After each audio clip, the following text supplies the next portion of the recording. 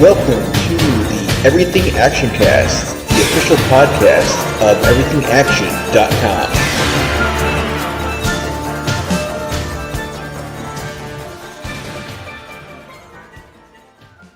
Hello and welcome to the Everything Actioncast, the podcast for the week of July 10th, 2023.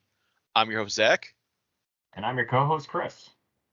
And man, we have a ton of stuff to dive into this week. We got tons of huge news.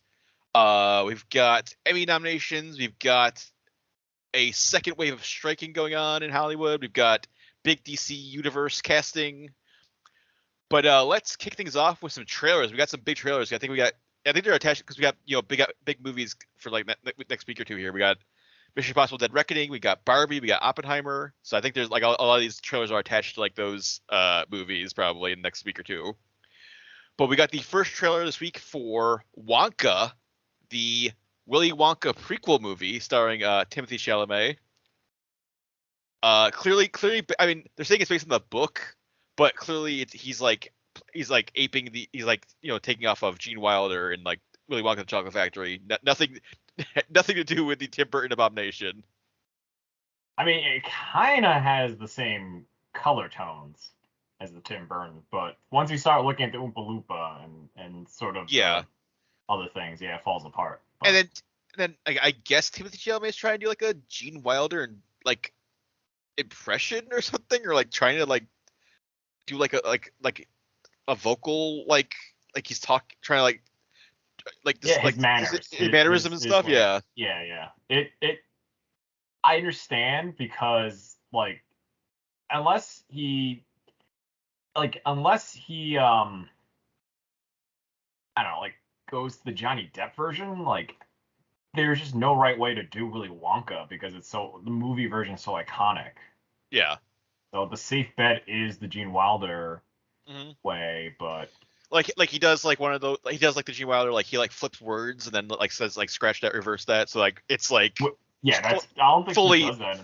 Fully, he's fully trying. This is fully like trying to be like a prequel, younger version of the Gene Wilder version of Willy Wonka. But I'm trying to remember, did they do that in the book? I know like the sequel is like they take the sequel book was like they take like the glass elevator around to like different like planets and like different dimensions and stuff. And have you read the glass elevator? I skimmed through and it's weird and racist. Yeah, they go to like it's like an Africanized planet, and there's just like indigenous people, and I'm like, whoa. Even as a kid, I was like, something doesn't feel right about this. It's like vicious canids and all all the creatures that they like mention in the first book is like they actually appear. But yeah, but I guess so. But in Wonka, this new movie, I guess like Willy Wonka, he's been traveling around the world gathering ingredients, and he comes back to like open his chocolate shop, but then there's like the chocolate cartel rules like whatever town this is or city this is, and are like you can't open like a new chocolate shop because they own, or like a sweet shop because they own the business, and Willy Wonka has to figure out like a way to like like get his like candy out there. I thought this was the same town the first movie takes place of, like weird England. Who knows? I don't think they ever mentioned what city or town that the first movie takes place in, and then they never did. I mean, it's clearly London. It's got to be England. Because Charlie's English. His mom's English, but then but Grandpa Joe is like very American, and then like Willy Wonka's American. That. So it's crap! I forgot that detail.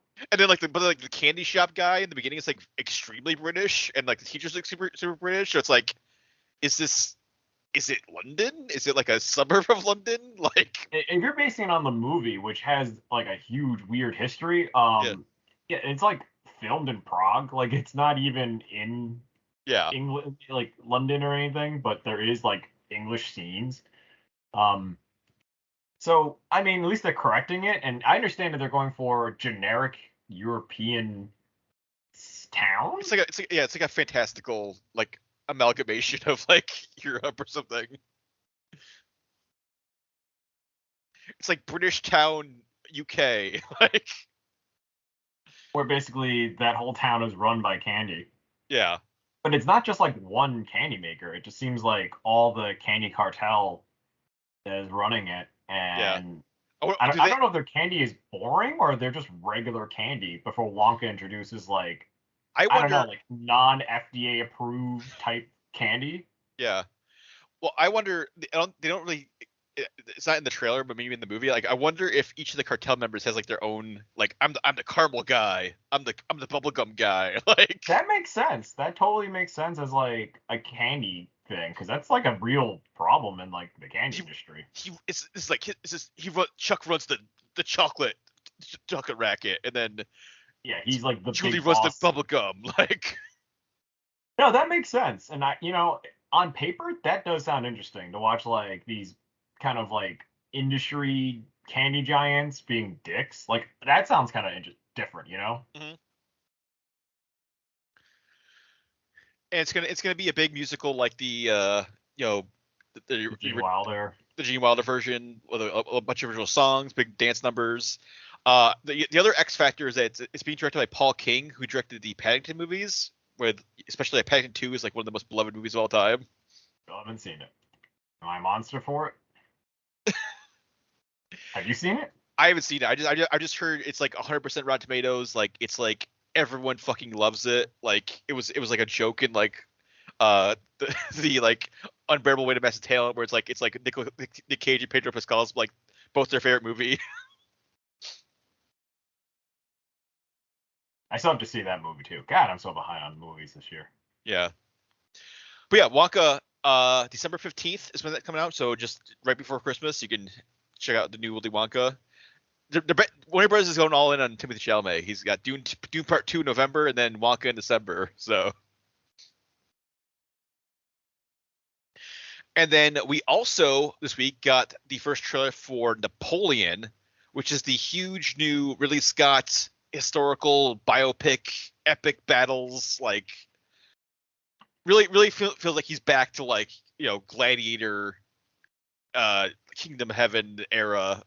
That because he's been dabbling like House of Gucci and stuff, but this feels like he's like fully back to like huge historical epic.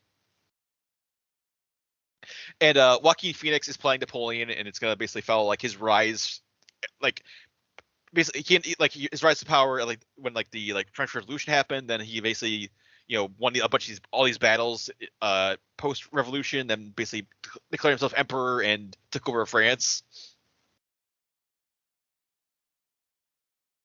And then he gets taken in by Bill and Ted at one point. Yep. He goes to a water park. Yep. And then he gets inspired to do Waterloo. God, I would pay so much money to see Joaquin Phoenix just like slide down water slides as Napoleon. Just a rough edit of Bill and Ted just put in there as like the lost years. And Vanessa Kirby's co-starring as Josephine, who obviously is like Napoleon's wife, and kind of like has like this very like it's like a weird like she's like encouraging him, but also like negging him, and like they have this like really like volatile relationship. I think that's how they were in real life, right? Yeah. Mm-hmm. They were just like a bad couple. And then yeah, just like it looks like huge epic historical battles, like massive scale, like cannonballs going off, people, and also like super violent too, like just mists of blood flying everywhere and stuff. So we haven't seen that in a while. Yeah. And the point it's gonna be coming out in theaters in November, and then it's a joint I think Sony Apple production, so it will be on Apple TV Plus sometime after it hits theaters. But this definitely seems like something you should like. It seems like a big screen, like the scale of this movie based on the trailer. Like this seems like something you need to like see in the theater probably. Or on your phone. Yeah, on your phone, on your Apple TV Plus app. Just like that other movie that came out, like The Last Duel, that's like, please do not watch this on your phone. I still need to see that. That was the last big Ridley Scott like historical epic. Yeah, although I think that was like much smaller scale. Like I think there was like a couple battles in that, but like it was a lot more like court intrigue and like people like gossip. Yeah, like accusing people of lying, and You slept with my wife. No, I didn't. You slept with my wife. Like. Really? I thought it was just like the one wife. I didn't know it was like multiple wives. Yeah, and I think it's like the movie is like a Rashomon where it's like you see the movie, you see everything from like each like it's like you see it from like all three characters like perspectives. Huh. I would watch that. But if someone told me it's like Rashomon, I would watch it. Yeah, I think it's like you see it from like Matt Damon's perspective, and then like Jodie Comer's perspective, and then like Adam Driver's perspective, and then you see like different parts of it, and then like each of them has like their own kind of like I'm the right one in this situation. Yeah, they're missing like one or two key details, and you can't tell. Yeah. You've seen Rashomon, right? Yeah, but then like Last Duel obviously ends with like the duel between Adam Driver and Matt Damon. And at the end, it's like, who tells the truth? We'll never know. But yeah, it's crazy. Ridley Scott is like, I mean, how old is he now? Like 80s, almost 90, and he's still just cranking out these like massive, huge movies. Yeah, but to his credit, it's like he's making movies. He's not like starring in them. Yeah, but still, I mean, I know it's still good that he's able to do this. There's people who have like retired like way earlier than he has, and like didn't make as as such a like insane career as he has. So we also got the first full trailer for Twisted Metal, which is coming to Peacock in about 2 weeks from now, on July 27th.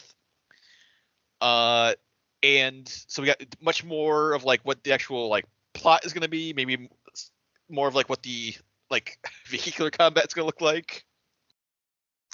But Anthony Mackie is starring as John Doe, who's like a delivery driver. He has amnesia. He's like in like the apocalypse. It's post-apocalyptic America. Like all the major cities have kind of sealed themselves off, and then it's like, which the reveal in this trailer was like, each of like the like it seems like each of like the Twisted Metal like main characters or like the main characters like rule like a different section of like America now. Like Sweet Tooth rules like Las Vegas, and then like Agent Stone rules some other city or something.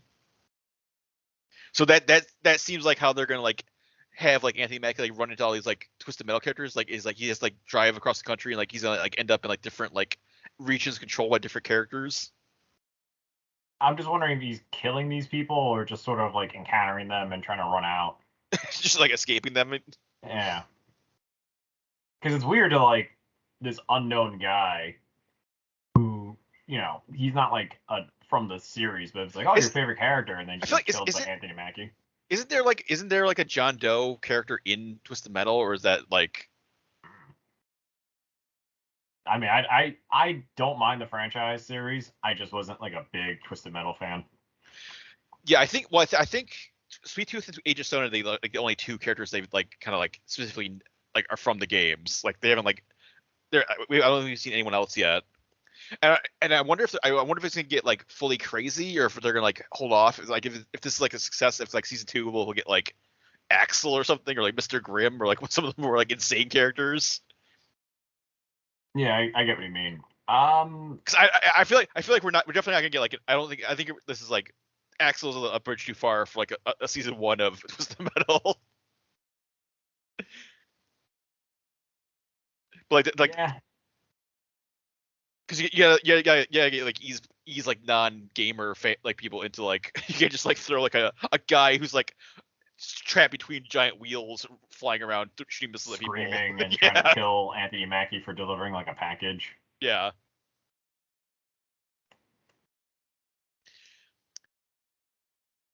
But I mean, it looks like it could be fun. Like it's from Brett Reese and Paul Wernick, the guys who like wrote Deadpool and Zombieland. It definitely has like the tone of both those. Like it's like very like wacky and like everyone's like cursing and making jokes and making quips and. Yeah, the production looks like they're having a good time. It's more like, does the fan base who play the games excited about it? Because right now the initial reaction is no. But they're really leaning heavy into it. Like the Peacock is like, get Peacock so you can watch this like exclusive first. Yeah. But I mean, Xfinity downgraded my Peacock already because I and it's like, oh, your trial Peacock Premium is over. It's like, what? Well, I bought that deal like last year for like a whole year for like, I don't know, $5 or something or $10. So I have. I'll definitely check it out when it comes out a week or two here. So I think I still get it. I just get like way more commercials, I think, or I just don't get it at all. I don't know. Yeah. Well, they have a tier. It's like the you got like the basic tier that like is like stuff's like blocked, and then the next tier up is like unlocked with ads, and then the third tier up is like unlocked with no ads. So sounds like you're like the like fully unlocked, but you have ads still. That's the one I have too. Yeah. I mean, as long as I can still see Poker Face when that comes out more, that's all I care. Everything else is like whatever. So also this week, we got the final trailer for Blue Beetle, which is coming out in August.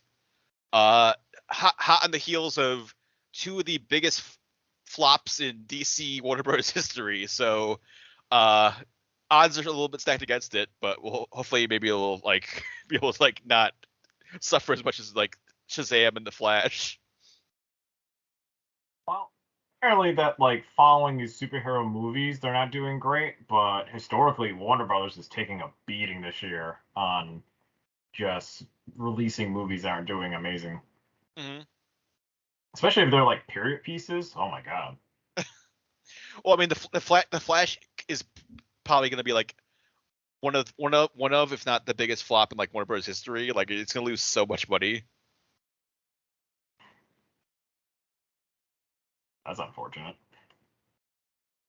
Yeah, maybe they probably shouldn't have hyped it up as like the greatest superhero movie of all time, because then everyone to see it were like, no, it's not.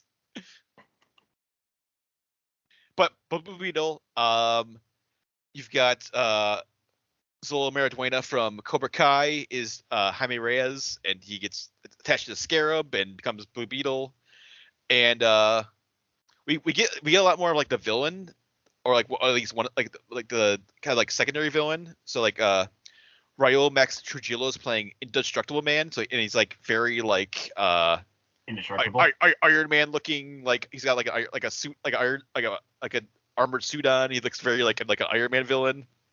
But that's like a DC like comics character. And then Susan Sarandon is playing Victoria Cord, who's like the like ruthless like business like person who wants like the Scarab for like her own purposes.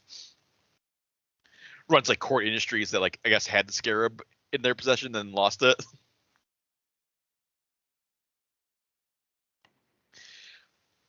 But it looks fun. It looks like hopefully it'll have like kind of that like Spider-Man energy, where it's like, you know, like teen superhero, like learning about his powers, like wacky stuff's happening. And apparently this is also like this is gonna like, unlike maybe like Shazam or the Flash, like this is gonna continue forward in like whatever the new DC universe is gonna be. So like Blue Beetle will be like still around somehow for in some capacity, like going forward. So it's not like a dead. This one is like less of a dead end than like some of the other movies that have come out this year.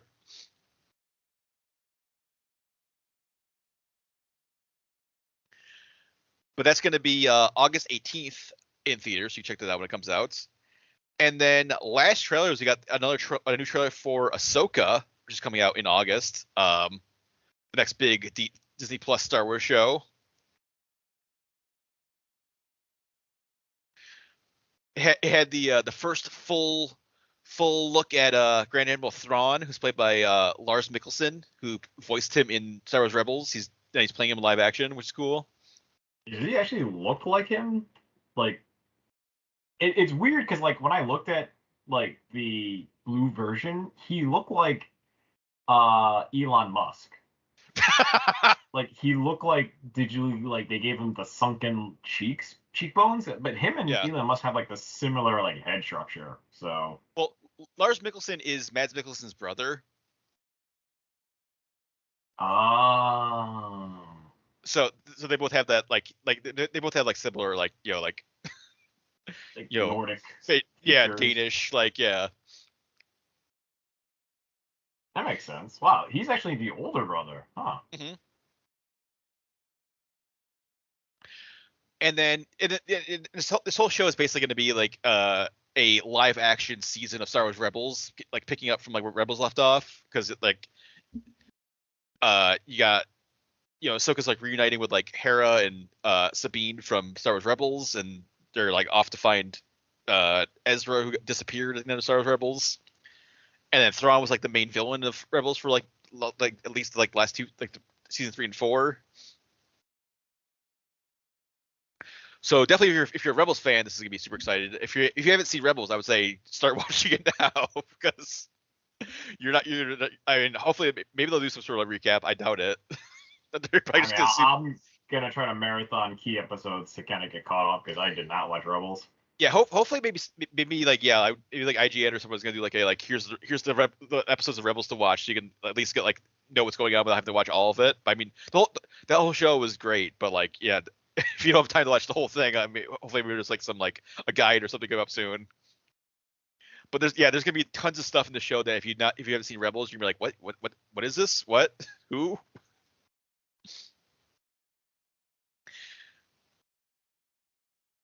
But yeah, it's gonna be a 2-episode premiere on August 23rd, so definitely check that out when it comes out on Disney Plus.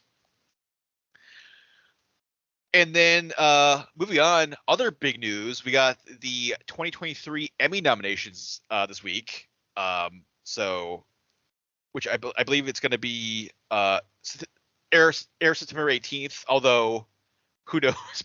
We'll get to it in a couple minutes here. But like, if the strikes are still going on, like no one's going to show up for the Emmys on September 18th. But we'll have to see. But at least for right now, people are nominated, shows are nominated.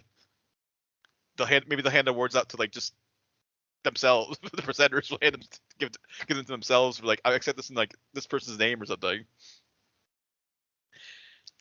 But we'll run down a couple of the big categories and just give some quick thoughts. But for outstanding drama series this year, we have Andor, Better Call Saul, The Crown, House of the Dragon, The Last of Us, Succession, The White Lotus, and Yellow Jackets.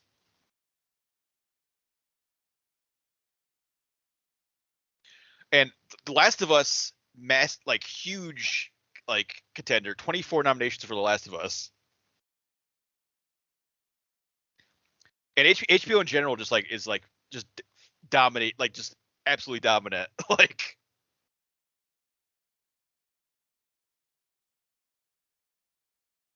Any thoughts on any of those, Chris? I still haven't. I mean, I've seen The Last of Us. I don't. It's like seeing White Lotus #1 took a lot out on me. That I had no interest in. I think this obviously this is for season 2. So I know, but that's why I was like, let me try to get into this award-winning show. But yeah, this whole year's been drama, comedy shows. I don't know, White Lotus is a dark comedy, I guess, so that's why it's next to The Last of Us. But my money's on Last of Us.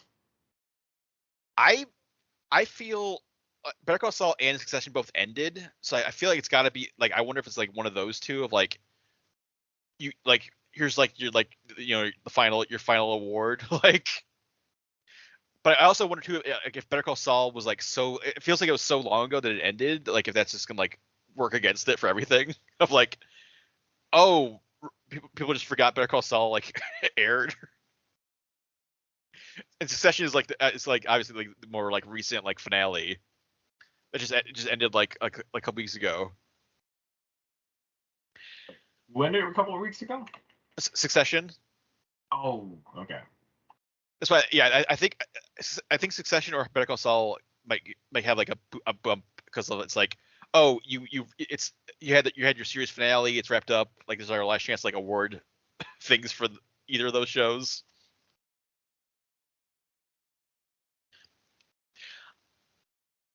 I feel if Andor is as good as it was season 2, I feel next year might be Andor's year of because then it's because Andor's gonna be they'll be ending because they said Andor's only gonna be a 2-season show. I mean, it's so close to Rogue One that what else are they gonna try to expand on? Yeah, I don't know. Because I feel like Andor is like 3 years before Rogue One. 5 maybe. Yeah, I think they said they're gonna get right up to like the start of Rogue One. So basically, when the last episode of Andor ends, you can just you put Rogue One on, it like picks up right from that. Wow.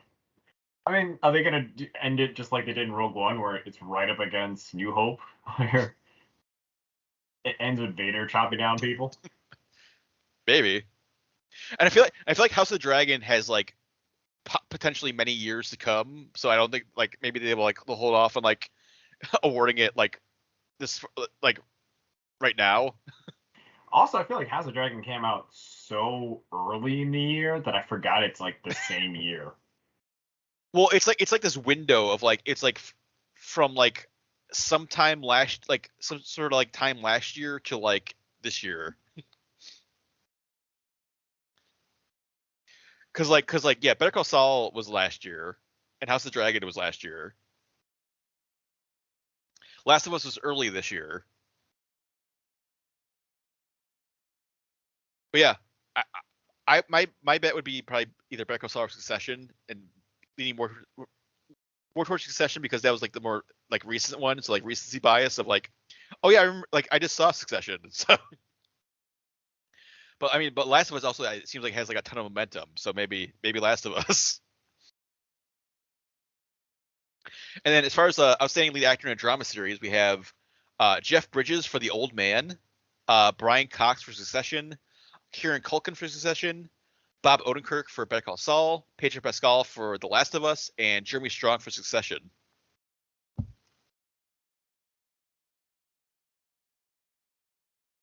I wonder if the Succession noms are gonna like cannibalize each other. Because that's a lot of Succession nominations. There's too many Successions, yeah.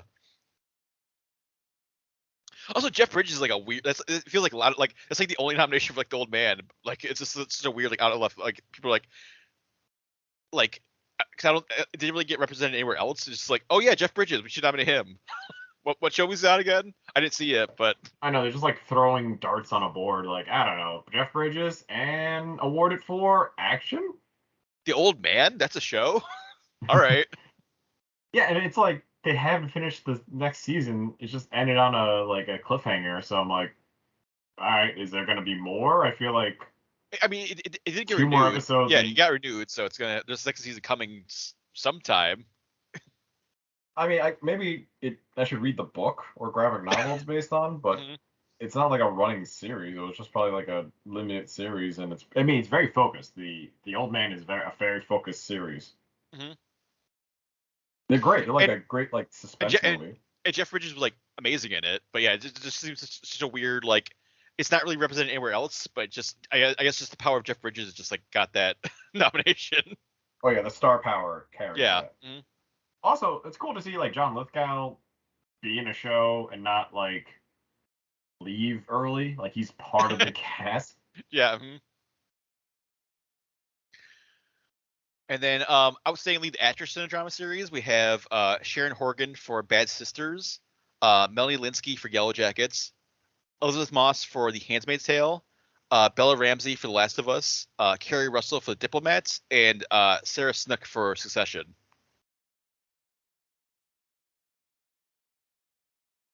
Okay. I did not see Bad Sisters, so I don't know. I don't even know what that is. I feel like if The Last of Us season 2 does justice to like The Last of Us Part 2, the game, then Bella Ramsey is like, and then Bella Ramsey nails it next season. That's gonna be like a massive like Emmy contention one.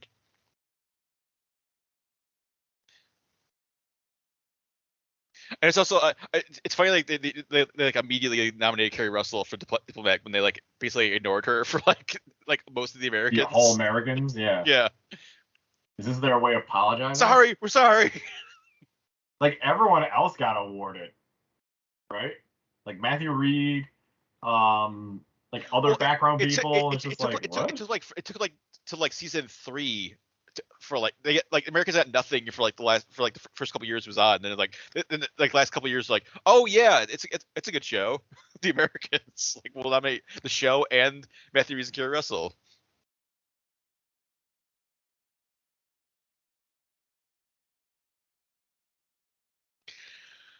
So outstanding county series. So we have Abbott Elementary, Barry, The Bear, Jury Duty, The Marvelous Mrs. Maisel, Only Murders in the Building, Ted Lasso, and Wednesday.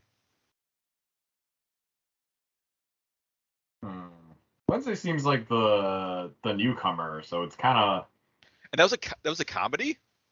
Yeah, it kind of is, but The Bear is like a drama. I was confused. I was like, The Bear was a comedy. I've only heard like how like tense and like stressful it is. Like, well, it like it builds you up with tension, and then there's always like a weird joke. Like, have you watched The Bear yet?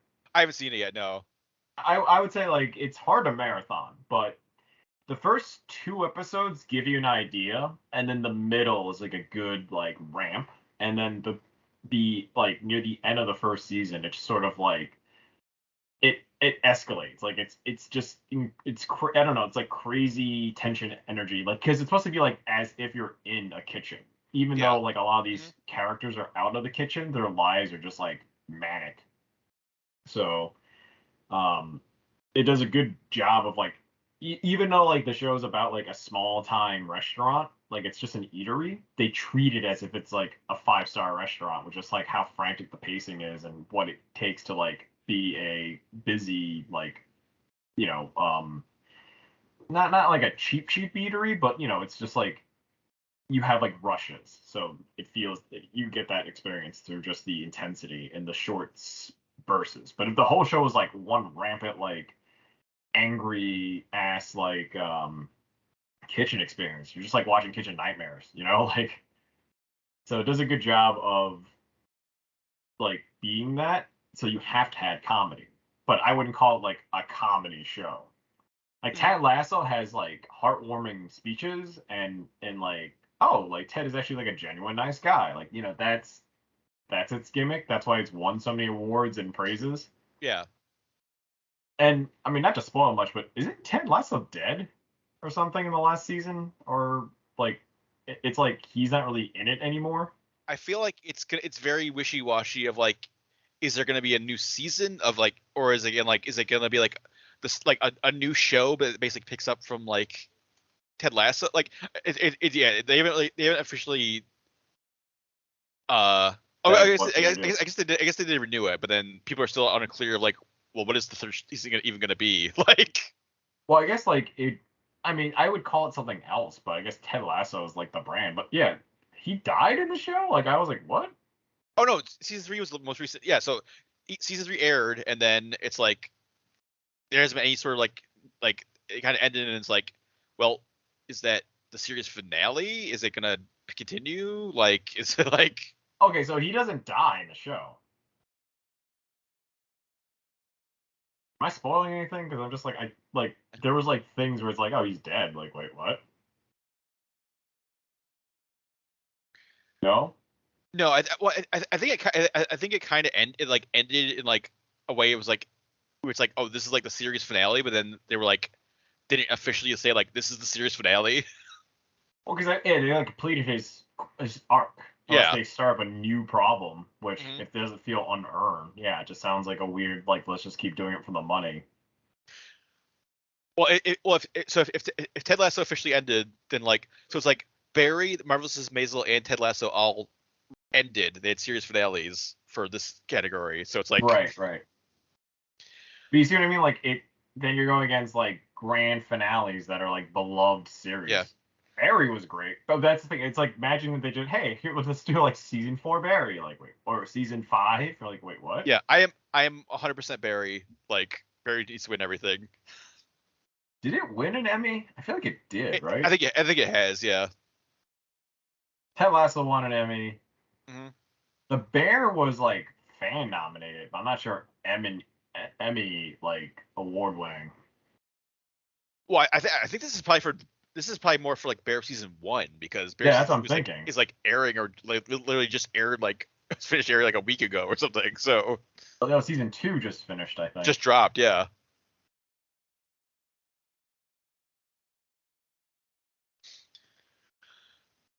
But for outstanding lead actor in a comedy series, we have Bill Hader for Barry, Jason Segel for Shrinking, Martin Short for Only Murders in the Building, Jason Sudeikis for Ted Lasso, and Jeremy Allen White for The Bear.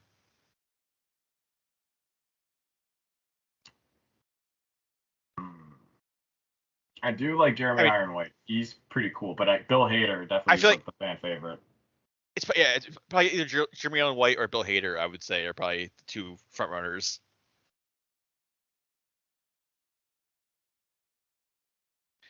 I feel like didn't Jason Sudeikis win last year?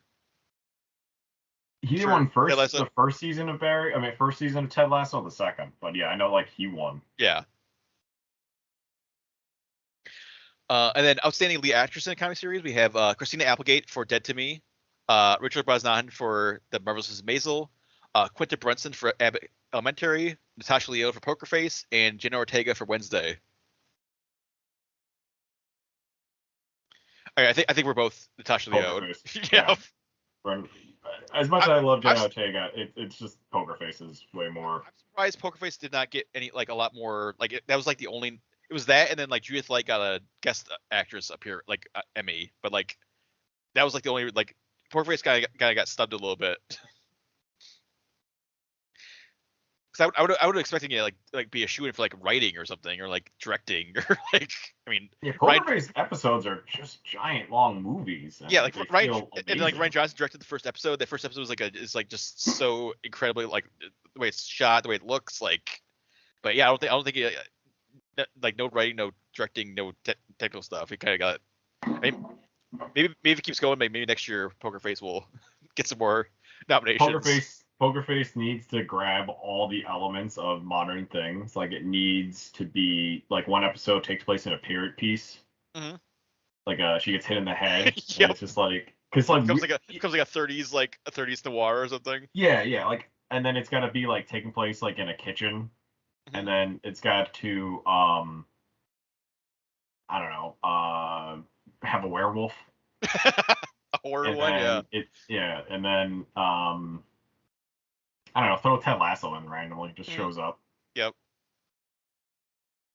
But you know what's weird is I thought about it, and it's not too many shows these days have the forced period piece episode that usually wins awards. It's just that one episode for writing, you know what I mean? Whoever designed that one episode is just oh, that won the award. Not everything, just that one episode. Not the actor, just the I forgot what the qualification was. That was popular back in the 90s.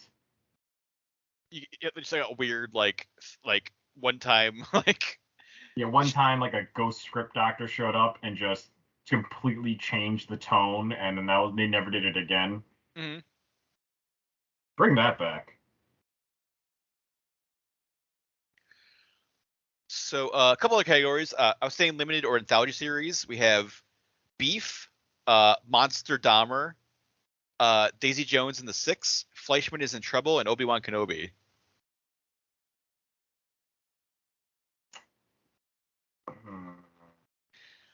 I feel Beef has a lot of praise, but also Dahmer was one of the most popular things on Netflix ever. So Fleischman in Trouble is also super good. It's for me, Beef was the Bear and intensity, but not enough comedy. So it's just mentally exhausting. Where I only watched the first 3 episodes, and I just never went back because I was just mentally drained from watching it. Mm-hmm. And then outstanding television movie. So you have Dolly Parton's Mountain Magic Christmas, Fire Island, Hocus Pocus 2, Prey, and Weird the Al Yankovic Story. Most likely Weird Al for us, even though I didn't see it yet. Either Prey or Weird Al, those two. I'm definitely. But I feel Prey is sort of there just because it's on streaming. If it was not on streaming, it wouldn't be part of this. No, yeah, this is television. This is television / streaming exclusive movie. Like, yeah, so basically. it's a very strange category because Prey was on streaming for like tax reasons. Like it's not because it was intended to be this. Mm-hmm. And now it's sort of like, where do we put this? I don't know. We'll put this in this category. So I'm not a fan of that. And we were talking before we started, but like I don't remember there being like separate like a movie, like a television movie category, and then like a anthology series limited. Well, I think they had like, limited anthology series have been around for a little bit, a couple years, but yeah, this television movie one, I'm like, I don't remember them specifically like calling out like streaming movies as like Emmy nominations. I mean, they So did that's it like a new after category or House of something. Cards came out, and they didn't know how to give it awards. Mm-hmm. So because of that, like that was one of the positives from House of Cards. But One positive, yeah. now it's sort of like, how do we gauge this? Like, it's also just like so much like content, quote unquote content, that it's like how you gotta like break things up into like bigger, like more categories. Like reality shows have like 3 separate categories now. I don't understand how this happens. And like there's like variety specials has live and pre-recorded, and like there's like so many different like niche categories now. Yeah, it's gonna be like, okay, this is only for like foreign language streaming. Mm-hmm. I bet you that's gonna happen soon. Where technically it's not part of the American distribution, but because it's like imported from Korea. It'll be like the best international Oscar. It'll be like the best international series. Yeah, didn't like Squid Games win something, and it's just like they had to sort of. I think it just got nominated for like best drama, but like yeah, there was like a separate like international category. That's what I was thinking. Like they just didn't know what to do. Mm-hmm. And then the last category we'll just mention quick is outstanding animated program. So we've got Bob's Burgers, Intergalactic, Primal, Rick and Morty, and The Simpsons. Primal? Yeah, Primal. Like Getty Tartakovsky's Primal. Yeah, just Primal. Primal. I mean, if you want like just like pure animation, like just like art and like storytelling, like Primal is like the best, like incredible. It tells the entire story with like no dialogue, basically. I'm a little surprised given all the controversy that Rick and Morty still got a nomination. I mean, it still had like Justin Roiland doesn't do all the writing, and yeah, I don't know. I'm sure what's happening with him these days. So, like, I think they're filming season 7.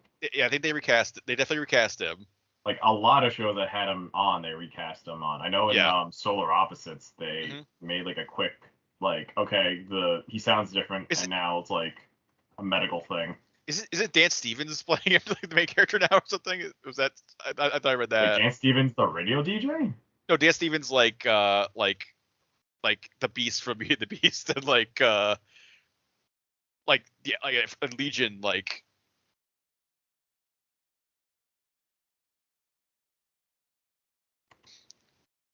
Wait, was he the main guy in Legion?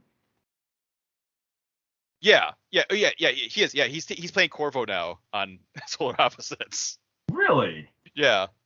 Wait, hold on, let me see. I'm confused with Dan Stevens. It's one of those guys, like names that's like. Yeah, Dan Stevens is like the main, like Legion from Legion, like the main character of Legion. Oh, he was in Beauty and the Beast, like. He's the Beast. Yeah. Why do I think Armie Hammer was the Beast in Beauty and the Beast? Yeah. I always thought Armie Hammer was like the Beast in that. I don't know why. Mm-hmm. Yeah, that was definitely not a like recognizable Dan Stevens role. He's like covered like CG and prosthetics and whatever else was going on there. That's why if you just showed me the Beast photo, I'm like, it's Armie Hammer. Hammer. Like I thought that was him, and I'm like, well, I'm wrong. Holy shit.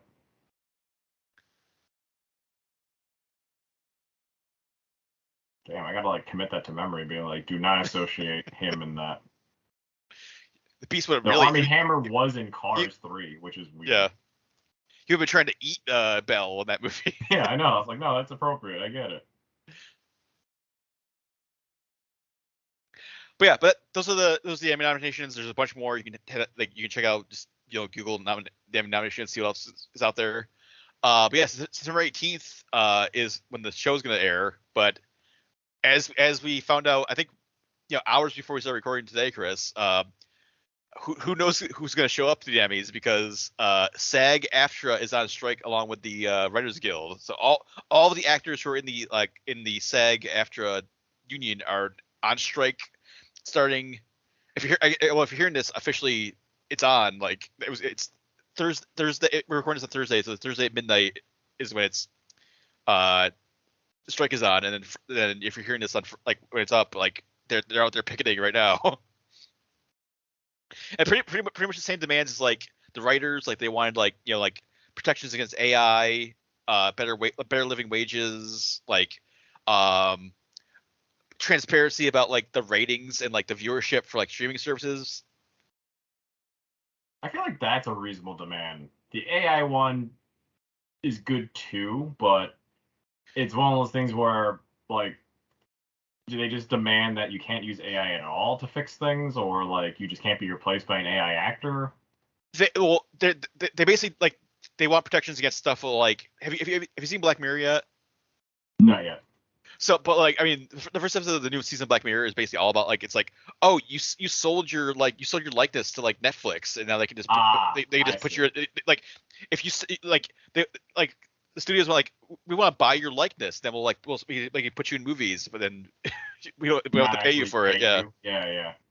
Okay, no, that totally makes sense. And yeah, they had that problem when they were like CGI in like I forgot like what's his name from all the horror movies, and they had his like one brief CGI face in Rogue One or Star Wars Episode 3, where it's like a CGI Moff Tarkin, and they're like, what? Oh yeah, Peter Cushing. Yeah. When they did like, it was getting better at CGI AI-ing faces. I remember that was like a conversation where it's like, what's next? Well, it's the de-aging and like the like using dead actors, like they're both kind of like it's the technology is getting better, and then it's like, but then it's like who's like what's the limit? Yeah, because you just like we're gonna put Cary Grant in movies now. He's back. Like, well, didn't Bruce Willis sign away his likeness, but then get like a royalty so he can be in future movies? I think he did, yeah.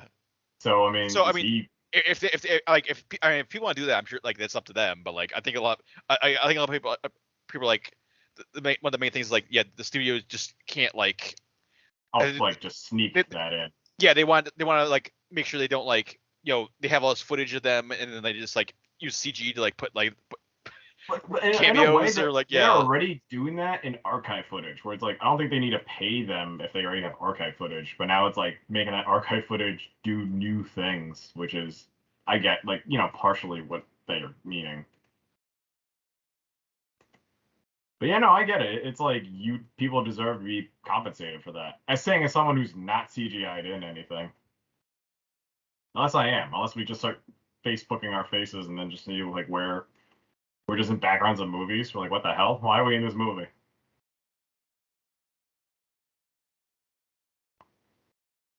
Why are we in the Secret Invasion credits? Yeah, the studios basically like their offer was like, we want to like be able to scan faces and then use them. Like we'll pay like a one-time fee for your likeness, and then we get to use it like however we want forever, basically. And then also like the big thing is like the streaming viewership data, which is like because like it's very like obtuse right now. Like Netflix is the only people that streamer that's like really like let you know how many people are watching things and like giving you an idea of like what is popular, what is like actually being watched. But then like Max and Peacock and Hulu and everyone else don't put out numbers.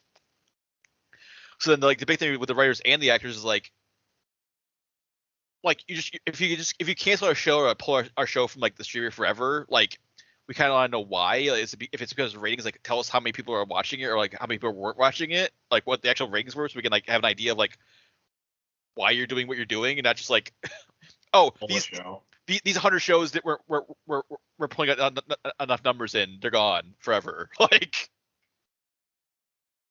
but then not. I understand that now. Yeah, but like again, that one makes more sense to kind of gauge if your show did terrible or it's because someone just refuses to sign these like royalty checks and they're just like it's also and then they have no and also like they have no idea like if your show's doing super well, then it's like we should like they should be like but they don't have any like they're not giving them any sort of like ratings data or like any sort of like data about like viewership data. It's like we have one of the most popular shows, but we have no idea how popular it is, and then you're kind of like maybe you're like withholding like extra, like we like earning more money if it's like Stranger Things is like the most popular show on Netflix, but we have no idea how many people are watching it. Like, so you know what? We're just gonna also then start removing it from their list, and then just like never mention Stranger Things again on Netflix. Yeah. Now it makes sense. They're protecting their IPs, but it's also like. This is why physical media matters more. And as a crazy like world where it's like, okay, well now it's like products, like these shows are now products, but like no one truly owns them anymore, even like writers and companies and all that. And it's like, I think they're trying to, can you imagine I guess the term is scabs for this, that are just like, oh no, like we'll sign you the complete rights, don't give a shit what happens to it after you give me my paycheck. Like there's gonna be a swarm of probably like new like ununionized actors and writers that are just desperate or just don't give a shit, and they're gonna be like probably in the lead in this AI war. I don't know, Zach. I think me and you used to start AI generating our own movie. Just take every 80s action movie we can think of and try to make like 3 or 4 TV shows and movies out of it. Mm-hmm. And be hated by like classic Hollywood forever. Yeah. Well, so the rules of the strike now are so work has as of this time this is released, all work for like any SAG member working on a TV show or a movie or any, like radio, their work is done. They're not working on those projects anymore. They're done. And then they can't go to premieres, do interviews for completed work, go to award shows, attend film festivals, or promote projects on social media. And also like you can't go to like conventions like Comic-Con and promote like specifically to promote like a project. It seems like there's like a weird thing where like you can attend a show if you're not specifically promoting anything, but like if you're like Comic-Con, you're like there's a panel for like I don't know Wonka or something. Timothy Chalamet can't go to like Comic-Con and promote Wonka. I think you can still go. You just can't run a panel. Yeah, you can't appear in a panel or do anything at Comic-Con to promote like the projects that he's appearing. He can't talk about Dune. He can't talk about Wonka. He can't talk about anything. But like, here's another bizarre thing. I remember this was like last year's problem. So like, aren't there campaign? You can't campaign for movies for that are Emmy nominated because it's like you have to follow certain rules that are SAG graded, and if you there's a whole separate like Oscar like nomination like rules too of like there's certain things you can and can't do if you're trying to like do an Oscar campaign. And that was the weirdness with like Andrea Riseborough had like because like that whole campaign was all like social media generated, and it's like is that like it's like the rules of like the Oscars where you like I forget what the specific there's like some specific rule of like you can like it's like you can't there's some that was the controversy. It was like people were like saying like the way that movie got her like Best Actress nomination got campaigned for was like possibly against like the Oscar like nomination rules. Yeah, I know like one movie got punished because they did something and it's like, oh, like don't, and then like there was like an anti-group that was like, do not like talk about that movie or like do any, like don't even acknowledge. It was like, oh my god, what, some famous actress that was like part of that campaign, and they're like they basically try to blacklist her. Well, it was Andrea Riseborough was the actress that was nominated for like To Leslie. Yeah, I think that's it. And then there was like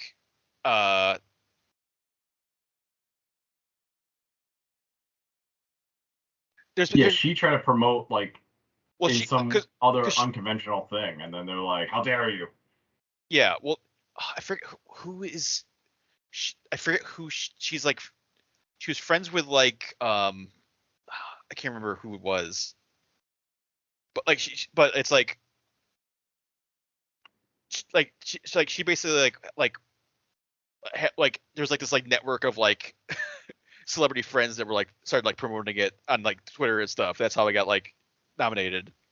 But then there's like a thing where if you're promoting or like tweeting or like doing some sort of like you're like trying to get your nomination out there, you can't like disparage other movies. You can't say like, oh, these movies suck, my movie's awesome, you have to vote for me. Like, you can't like mention any other movies in your like nominations. And there's like some people were like kind of like saying like, all the other movies, everyone else is like a lock for like nominations. Let's get like Andrew Riseborough in there. Like, oh, it's like the other nominees don't need this. Like, but yeah, that's a whole like it's a whole separate like weird archaic like rules about acting and Oscars and stuff. Mm-hmm. But yeah, who knows? I mean, yeah, the strike. I mean, literally nothing's gonna get done now. Probably, like it was already kind of like people were kind of like stretching as far as like what they could be shooting during the writer's strike. But now they have a writers and actors strike, so it's like who knows what the hell's gonna get done. I mean, this is the rise of podcasters now. It's time for us to take over and become actors and other things. I think the one thing I read was like House of the Dragon, like the actors in that show are like they have a slightly different like agreement. They're not like it's not like fully like a SAG. It's like some sort of like equity agreement or something. So they like House of the Dragon can still shoot. So they're like the only show that's like major shows that can like keep going right now. Really? Well, is it because they're technically like a lot of European actors? Yeah, I think it's like they're in Europe, and then most of the actors have like a different sort of like.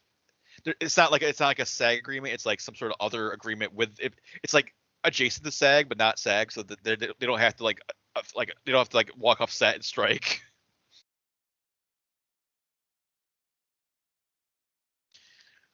But I mean, I would say pretty much every other major show or major movie that's like trying to shoot right now is done. Like, I think they said like I think Ridley Scott said like for like Gladiator 2 they're gonna like just do like crowd footage or like just do whatever, like shoot whatever they can that's like not like the main cast.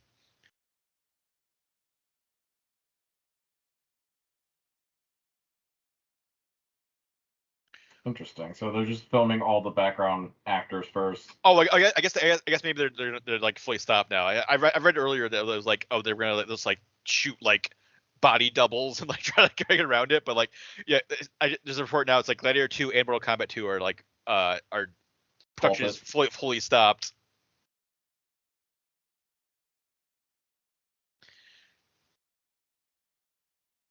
So yeah, who knows? I mean, definitely gonna have to. This is like a huge thing. Definitely have to keep an eye on what's going on with it. And I mean,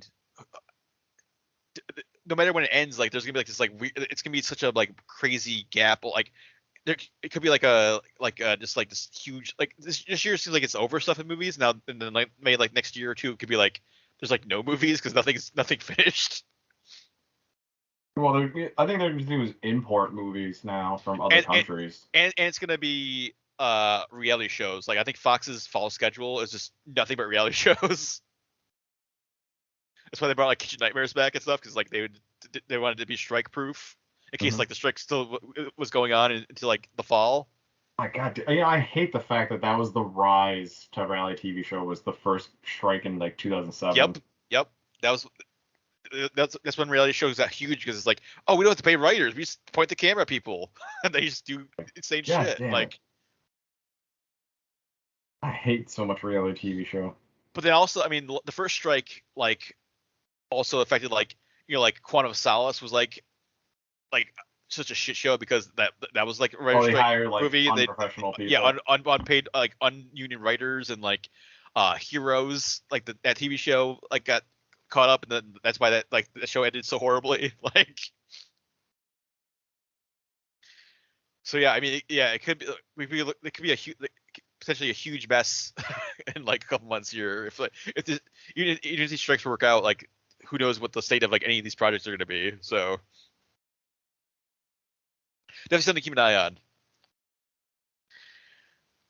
And then moving on to some other news, we got some big DC casting news. So for Superman Legacy, which is the first major movie in the new James Gunn Peter Safran universe, I think we talked about it last week or 2 weeks ago. They cast David Cornsweet as Clark Kent, Superman, and Richard Brosnan as Lois Lane. But this week they added 4 new cast members. So Nathan Fillion is going to be playing Guy Gardner, the Green Lantern. It's interesting that he's now Guy Gardner now. Yeah.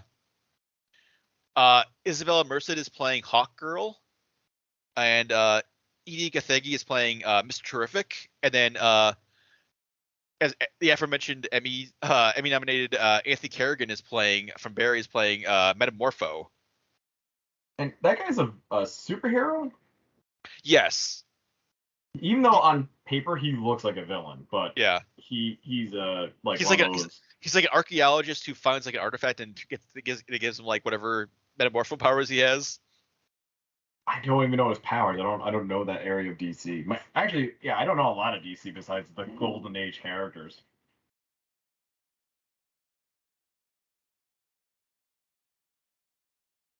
Because he just looks like he's wearing like Deadman's outfit, but like rainbow colored. Yeah, I think he's a little similar to like Absorbing Man in Marvel side, where he can like. Oh, he doesn't get like attacked by something, and then he's like, "Oh, I have the power of that." Well, he can like change his body to like reflect different elements. So I think he can like. Oh. It's like, oh, I'm gonna make my arm like iron or something, or like the hydrogen or something. So.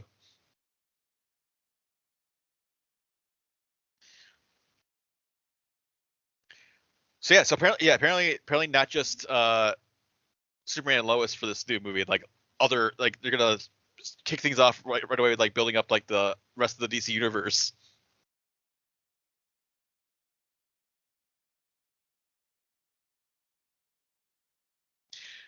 And I think James Gunn went on social media and said like it's not gonna be like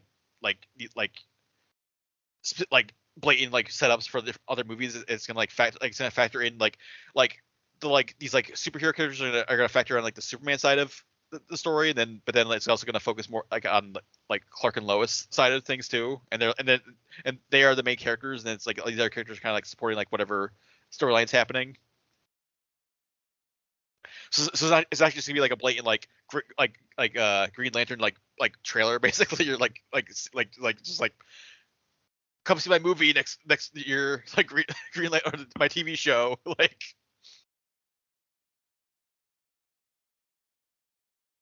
Yeah, a lot of likes coming at you to describe this, Zach. We talked about this.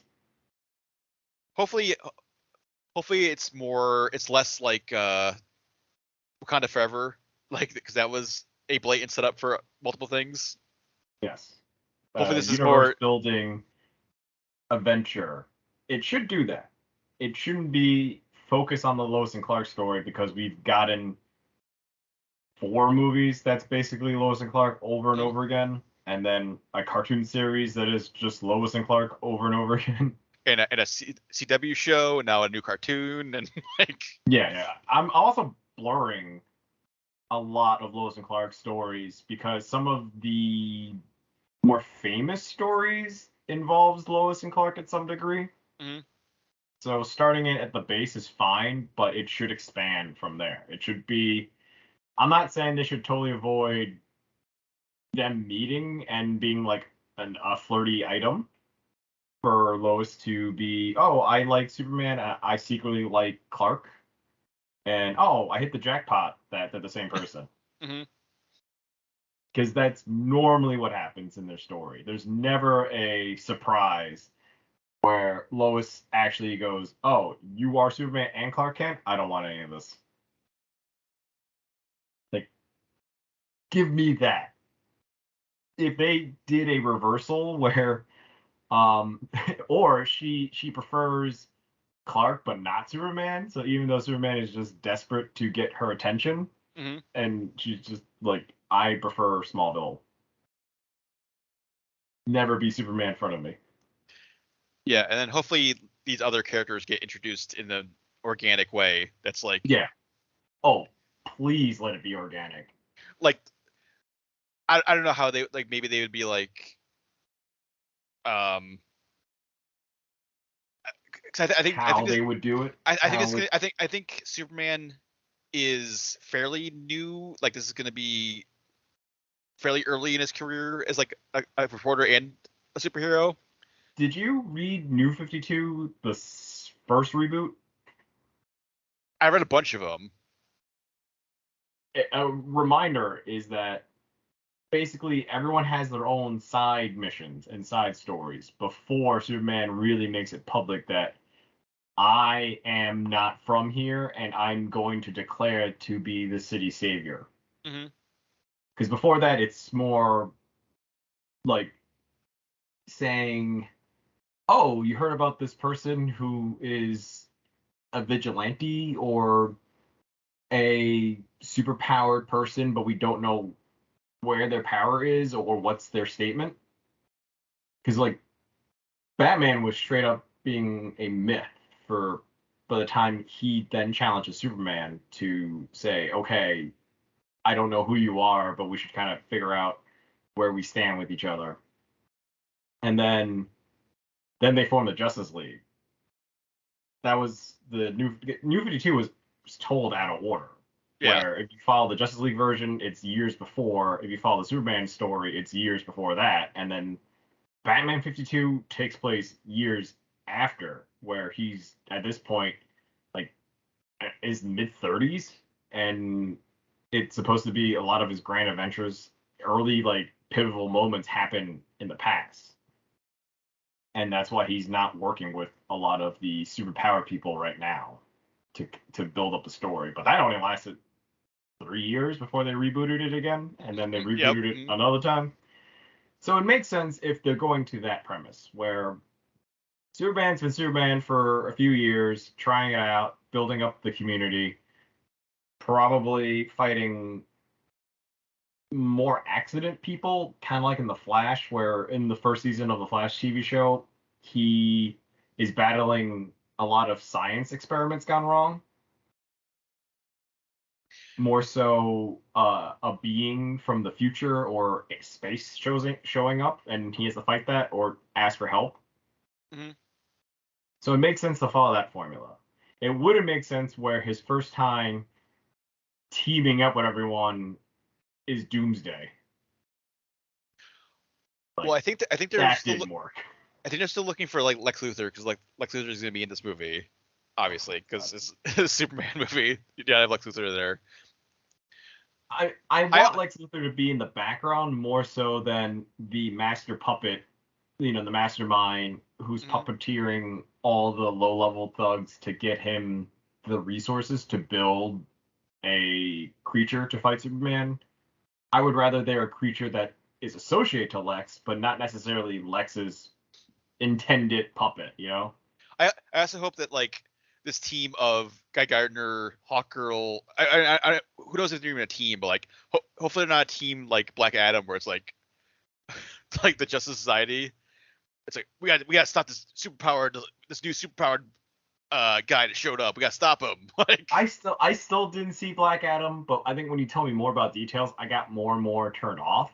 The fact that they have Amanda Waller's number, the fact that they have a base and like transportation and more of a detonation code. Well, Hawkman in that movie is basically Batman. He has a mansion. He's got a like Hawk jets. He's a millionaire. What? He's and then I guess Amanda Waller could have called the Justice Society at any time because they've been working for her or like doing like they've been on a team because like Hawkman and Dr. Fate are like partners and they've been partners for like forever. But the world makes no sense. Why didn't Batman find those guys too? Yeah, where were they when like stuff was happening? I understand in the heat of the moment where they have to fight Doomsday, it's who's nearby. Even though Wonder Woman took a plane from Egypt, she flew in her invisible jet or something. Right? Or no, she didn't have a invisible jet. She just they stole the like prototype invisible jet that the government was building or something. Oh no, that was Wonder Woman 84. Yeah. Yeah, that's the thing. Like, so what? How did she get to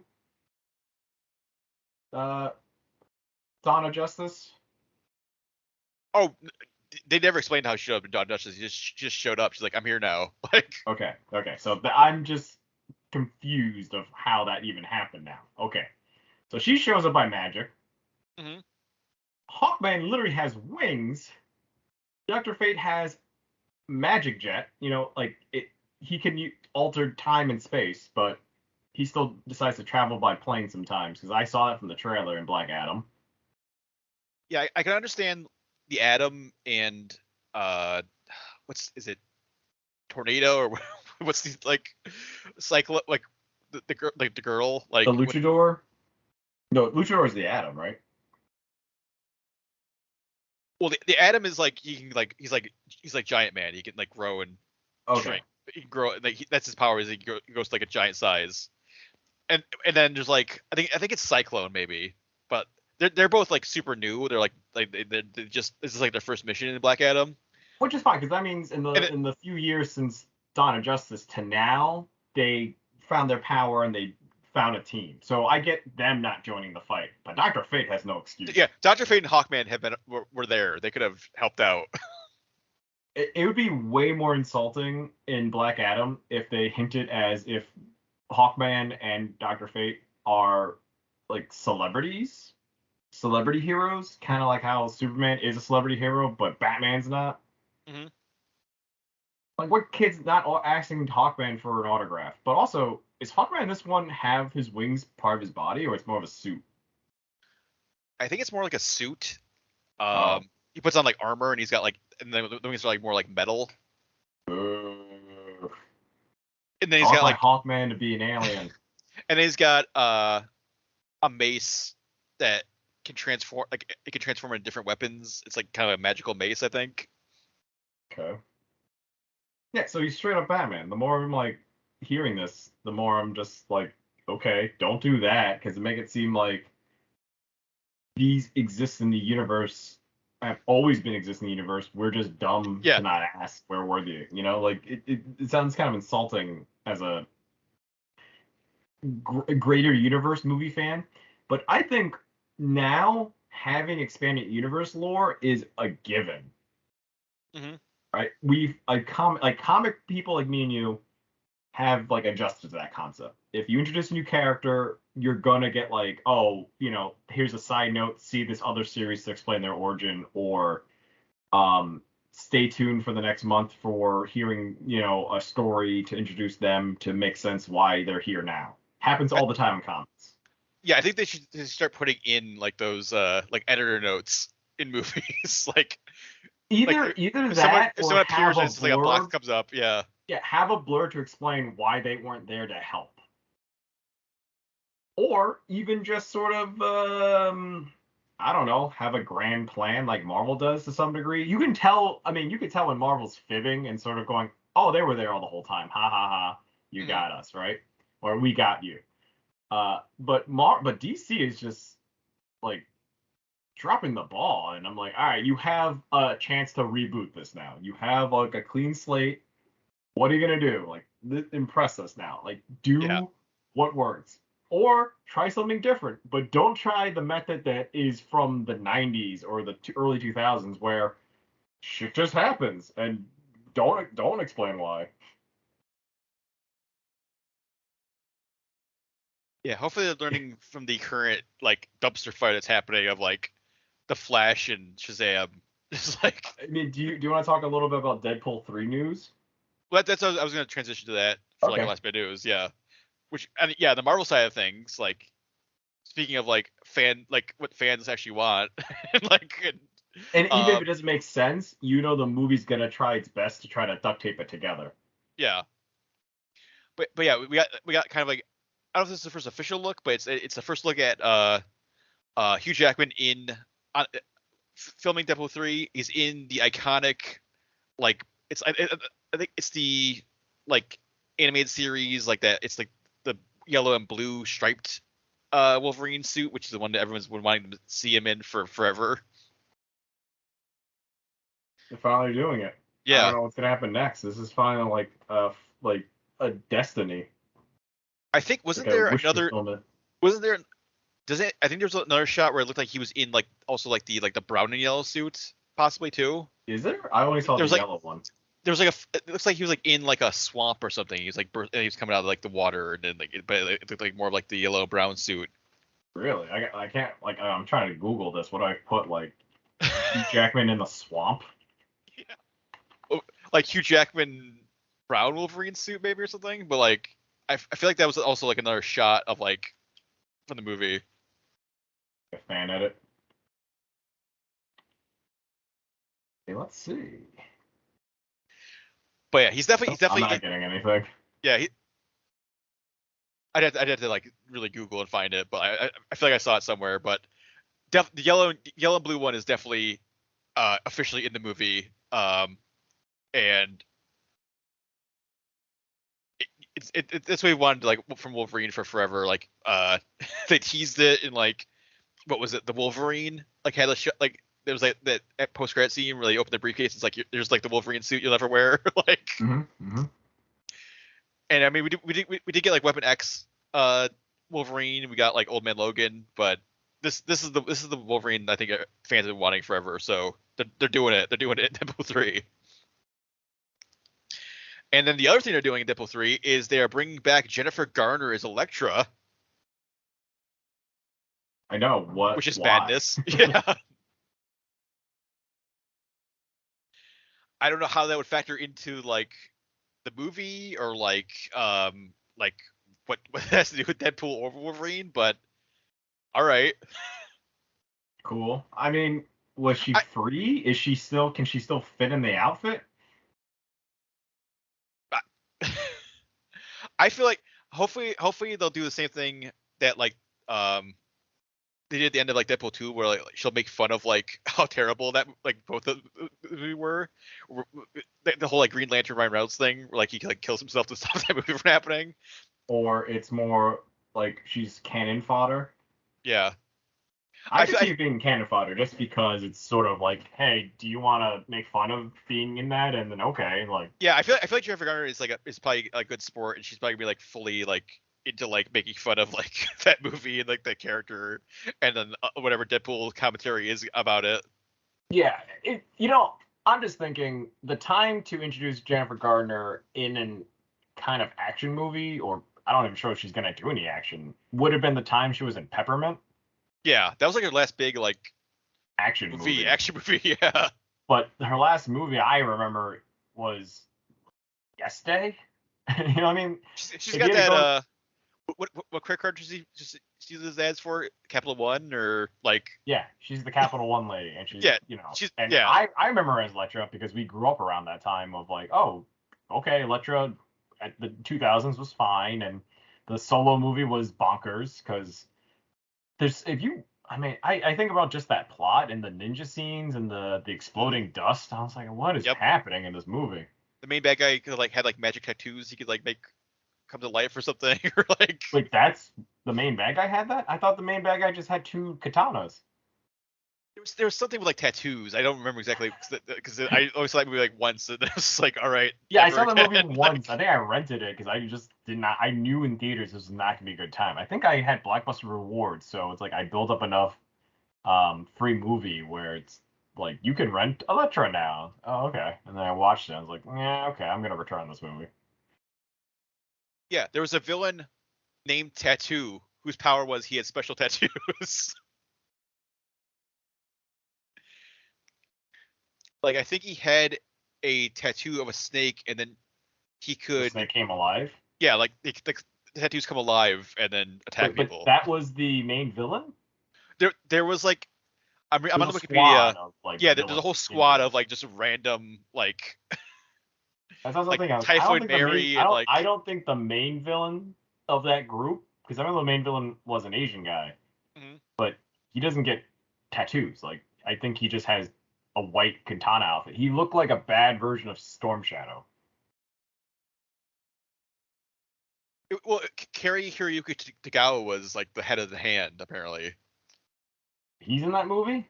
Yeah, he's like the leader, the ninja leader of the hand, and then his like son is like, I'm gonna take over. I want to take over like the hand now, Dad. Yeah. Like, I just remember he falls down a well.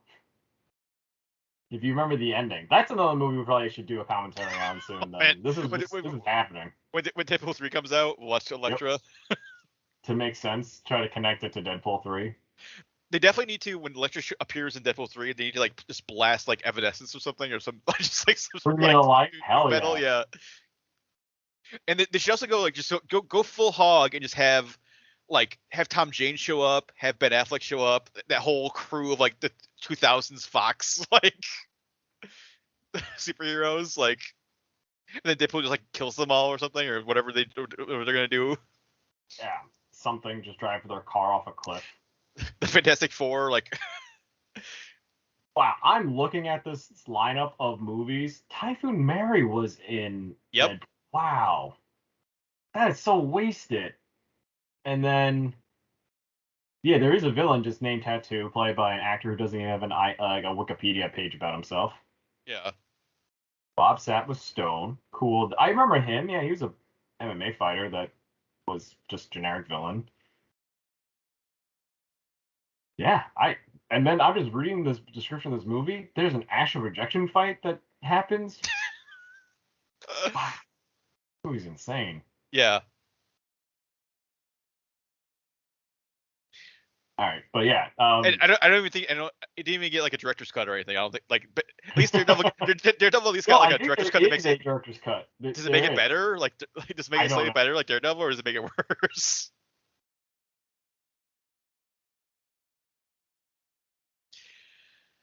But yeah, Deadpool 3 supposed to come out next May. I mean, with dual strikes now, who knows? But I think they're still shooting it. They were shooting it like earlier this week, and then maybe Ryan Reynolds and Hugh Jackman walked off set because of the strike. Who knows? But we'll see. I know. Hopefully, they had enough production out of like things, and Deadpool 3 doesn't just end up in a let's wait 4 years to produce this or whatever, like finish this. Well, I think the one thing to its advantage was that the script was finished, so that's why they were able to like work on it, because they didn't have to like worry about the Reese and Paul were like not writing it, like it was finished and they were like shooting it. But I think the thing was they had to go use the exact script. They couldn't like add anything to it or do anything. It was whatever script finished at the end when the strike happened. That's the script. You can't change or do anything to it. Wow. Until the strike ends. But the actors are striking too. So yeah, that's what. That now the actors strike. Yeah, so I'm sure Ryan Reynolds and Hugh Jackman are probably walked off set. So if they're still shooting it, I think they were still shooting it. So I mean that's good to like that movie. You know what's gonna happen? And I think this is still okay in the SAG rules. If it's just quick cut with an animation sequence. It just turns into like it's like stock footage, like it's like the animated like it's just like cut to like the Fox animated series. Yep, just like random montage of different animation styles they can legally put in. The weird thing too is like that would work for Deadpool. Yeah. And there's like mixed media would just like perfectly work in like the weird Deadpool universe. And I'm not even saying they're gonna hire the best, because I'm pretty sure sooner or later animators are gonna stand with the SAG union, just like how Broadway stars are solidating themselves with the SAG people. Yeah. Wait, have you seen? Side note, have you seen the dancers and Broadway stars and like other dance troupes that are in solidarity, like dancing in front of movie production studios and stuff?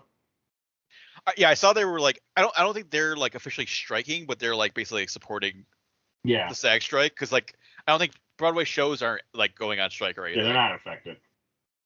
But I'm pretty sure during the writer's strike of 2007, this is where a lot of a lot of Broadway stars suddenly became actors and whatnot. It became like everyone moves up in rank. Mm-hmm. So I can't imagine what's gonna happen with this one, where now you have the writers, actors, and maybe associated companies, and it's like who's gonna suddenly become actors? It's like watching like TikTok stars become YouTubers. Oh boy. YouTubers become movie stars. We definitely don't need that. I know. I was like, oh, good. Here's some even crazier marketing that said, oh, we can just tap into this. Like, screw TVs and movies. We can just make Deadpool 3 using a bunch of TikTok stars and Spirit of Halloween costumes. Yeah. So, thanks, Hollywood. It's crazy. It's craziness all around. So I know it's weird because all these things this year have hyped us up for the next 2 years of movies and world building and imagination for what could happen next, and we're just gonna go down a bit and be. Yeah, I mean, everything is crumbling. Like movies are massive flops at the box office this entire summer. These dueling strikes are happening now. It's just like, what is happening? What is the movie industry and like television gonna look like a few months from now? I know. Oh god. But anyway, let's watch about what movies we watched before the the movies came out before everything crumbled into dust. Or the Dark Ages. What are you watching over the last week or so here, Chris? So I apparently I keep watching movies and trends. So I watched Guardians of Galaxy 3. Yep. Which I think was great. It's a fun story that parts of it are fun. Parts of it are like parts of it fun. A lot of it is just like sad. And I didn't understand that this whole series was about Rocket more than anyone else now. Well, I think James Gunn has said like Rocket is his favorite character, and this whole thing was like basically like built his arc and like his story. But I feel like in order to say that, his character would have been a better introduction in the first movie. Because honestly, it's the Quill story up until this point. Yeah, that's the weird part. Because Guardians of Galaxy 2 is all about Peter and his father and everything. So I understand his arc gets better. Rocket's arc gets better from 2, and then Infinity Wars, Endgame to here. Like if you start it from 2 to now, yes, it's a Rocket story, because it's who you thought Peter Quill was going to be the main character. It's not. It's about Rocket. Mm-hmm. That makes sense. However, with 1 starting the whole thing, it really was Peter up until this. So it seems weird. It seems forced for this to happen. And honestly, I was fine with Rocket not doing much in the movie, because as soon as that first the first act happens and pretty much Rocket's not doing anything in the present, I was just going, okay, we're just gonna get all the forced backstory that that some people had if you just didn't read the Rocket comics or Guardians things. But yeah, it was darker than I thought. I thought like his animal friends would still be around or something, but they really dropped that. Hey, no, it's tragic and sad, and now he has that resentment, but he never brings it up to anyone, not even Groot. You know, like there's no memento. That key card that he has, it's not like he had that key card in the first movie. Like that's what I'm saying. That's a better arc if it's there and he keeps it around his neck, kind of like Peter's Walkman or something. Like that. That's how you cohesively make an arc. They sort of just duct tape in there. I've seen people like talk about it too, on YouTube and stuff. Or like, did Rocket never get injured like bad enough to ever that they're like, oh, this like the magic medical packs don't work on him. Also, magic medical packs. What is this now? Yeah, you just wrap it around whatever injury. Like it fixes like broken bones and blaster shots and whatever else. So that's why I'm like, okay, this is a MacGuffin. It's just a MacGuffin thing. We're probably never going to see this again. How is that not something the alien technology brings to Earth? Yeah, bring that to Earth. Peter Quill all has to do is take a handful of those, come to Earth, and become a trillionaire. Yeah. He doesn't have to live with his grandfather anymore. He could buy anything. He could be Tony Stark rich. Yeah. Honestly, he doesn't have to be Tony Stark rich. Take a fraction of his alien technology to Earth, and he could just be Tony Stark. He could be Morbius. Like the blue blood, the fake blood that saved everybody. Yeah, the fake blood that only works on Morbius. Yeah. But that's what I'm saying. Like, it's just like, what? You just can't introduce this. Like, especially when that medical thing was introduced at the beginning, and then the beginning of the third act, and then just left aside, not used at all. Also, if that medical device technology works, why couldn't that fix the like maker's face? Whatever, like the creator. High evolutionary. The high evolutionary. Like the high evolutionary can make all his life, but he can't fix his face. I mean, it was all like, it was self-inflicted. Like he was like trying to make himself like perfect or whatever. Was it? Because I thought it was supposed to be implied that that's how Rocket did to him. Like the injury that Rocket gave to the high evolutionary was like all the scratches to the face. Yeah. The high evolutionary put on a mask that was not held correctly because it's like he's wearing RoboCop like makeup. Like, you know what I mean? Like, you can tell something's not right about his head.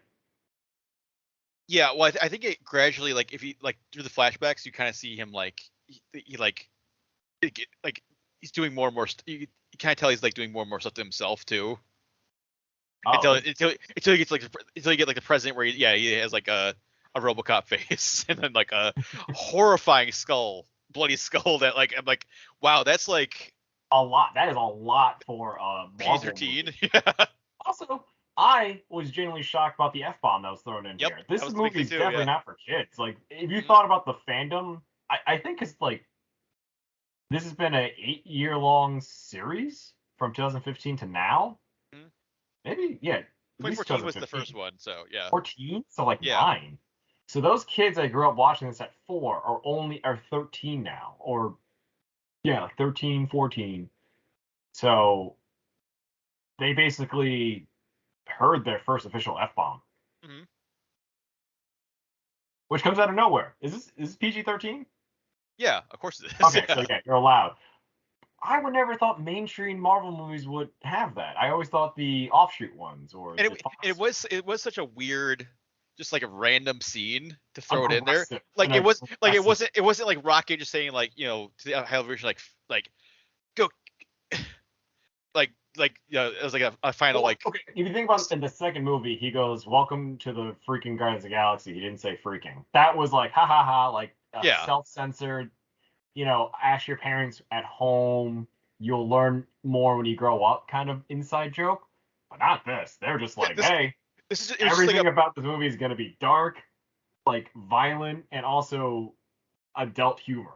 Yeah, and we're gonna throw the F-bomb in like this random wacky scene where like they're trying to like get into a car. I wonder how many kids and their parents got in that same weird argument, or kids trying to emulate that, and then their parents are saying like, "I'm not going to say that to you in your face. Like, we're in front of your friends. I'm not doing that." What I did appreciate, like Peter he understood how to get into a car, but then it's like, oh, I've never driven before because I got abducted when I was like 9 or whatever, so I've never driven a car. Yeah. But I'm like the only expert for this, but I'm still not an expert. Yeah, I like that. That was funny. I mean, the movie's got some heart and it's got some confusing arcs, but I enjoyed it. There's a weird runner with like Kraglin and Cosmo, and like Kraglin is just like tormenting Cosmo about being a bad dog. Yeah, he really doesn't do much. I mean, he does a big thing at the end, where it finally all comes together for him. But if I saw just the poster and all that, like I thought he was actually doing more adventures with them, not just hang out at base. But I think James Gunn said before that they're like Cosmo and Kraken are kind of like they're like the like junior Guardians. They're not like a fully. That's why they're like stay behind and nowhere because they're not like until the end of this movie. Spoilers, but like they weren't like officially like main Guardians. They're like kind of like reserve Guardians basically. I get it. You need to kind of earn your keep. I mean, I appreciate what the next team is because I do like that it is it's a dynamic group. It's never supposed to be we are this forever. It's any good team up Guardian story is rotating members and they have this is basically what their adventure is like. The fact that they survived 3 movies together like this is great, Mm-hmm. So I like the book ending of it. I just don't like the Force Rocket like stardom. But is Bradley Cooper coming back for more, or this is his last one too? I mean, who knows what they're doing? Because the end credit said Peter Quill returned. Yeah, we don't. Star-Lord can go off and do his own thing because he is of all the characters in that, he's the one that can be in other movies and make sense. Or has no reason to come to Earth. Drax is like no reason. Yeah, this movie does such a great job. Like everyone has like an arc that like leaves them in like a satisfying place where like Drax becomes a father again to all these like orphan kids or like he's like Sia kids. Yeah, he realizes like his like purpose is to not be like a killing machine, is to be a father, and then like Gamora, the new Gamora is like happy with like being a pirate with the Ravagers, and Nebula becomes like the protector of everyone. Yeah, she wants to make nowhere like a safe haven, and it makes sense. It's like she's and then it's like they're tired of fighting, and it's like okay, cool. And plus, it's like nowhere is like not like an easy place to live. It's a floating ecosystem head that is and it's also like a warship. Like it's but I enjoy the send off for this arc. And if some people come back in the future, great. But I know they're not going to be what they are leading. Like if Batista ever wants to like slap on a shirt and then wear a little bit of prosthetics, I'm fine with that. He doesn't have to be the ripped Drax the Destroyer. He can just be Drax, who just is like basically Thanos, where he's like a farmer now, just raising whatever, like just sort of on his own nursery. I'm fine with that. That totally makes sense for his character now. Did you like Adam Warlock? I think because you told me the surprise, it did make it lowered my expectations, but he's exactly what I thought. That he's like he's a dumb himbo. He's a dumb himbo, but he's also supposed to be very like underbaked, and I as someone who was like rooting for him from the second movie to be somewhere bigger, and then it's like, haha, like Thanos is dead, so we don't know what to do with this character anymore. He's like sort of a teenager, like he and like Elizabeth Debicki have like the weird like mother son relationship. And he's like this like arrogant teenager who's just like, shut up, mom. Yeah, I don't mind that. It took a while and it grew on me, but I didn't mind it. It definitely could have been more respectable if you're an Adam Warlock fan, but who is these days? Yeah, but I feel like it's a play on these like OP characters that need to be dumbed down. Yeah, but that's like such a like total like departure for the comic. Like in the comic, he's like a like deadly serious, like super powerful cosmic being. Like yeah, no, his whole role is to defend like it from the greatest the stones. evil. Yeah, and then once like, well, now the stones are done, so now what? Mm-hmm. So I like what the character makes sense of where he is, and that he's supposed to be an example of creations that basically don't live up to expectations. That's the running theme in this movie, apparently. Mm-hmm. So I get why he is this way phonetically, in the story. But for me, as someone who read the Infinity War comics and then was like, Adam Warlock is just like, I can't. He's the Captain Marvel now equivalent, where like, I only come when you super need me, or else I'm not fucking stopping this bank robbery. Mm-hmm. I'm not doing daily crime. Like, call me when it's an end of the world scenario only. Bye bye. Like that. That's Adam Warlock. Yeah. Mm-hmm. But no, it's fine. He's supposed to be like training, and who knows? Like, I hope he comes back in the future in Marvel things. Probably not. I don't know. I don't know if I want like anything Guardians related. It's not James Gunn directed, because like obviously he like such like care like love for the characters. Like yeah. You can't just throw like any random person on there. I mean, I don't mind the Guardians coming back and just being side characters. I just, I don't know if we're ready for Guardians 4 yet, or even where it's like Guardians.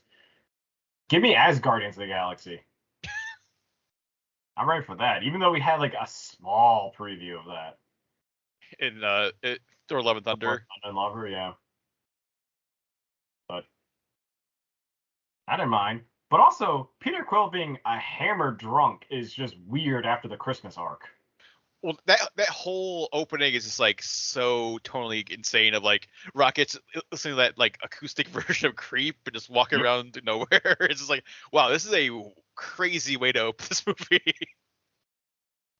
And then Peter Quill just being space drunk is just sad, and I'm like, I guess the Christmas like cheer and stuff. Like it was like that was super temporary. Well, that was, if you think about it, Christmas was the Christmas. This has to be spring, summer. Sometime, quite a while after. Because then he goes back to his grandfather's, which is the same place he grew up from. So Missouri.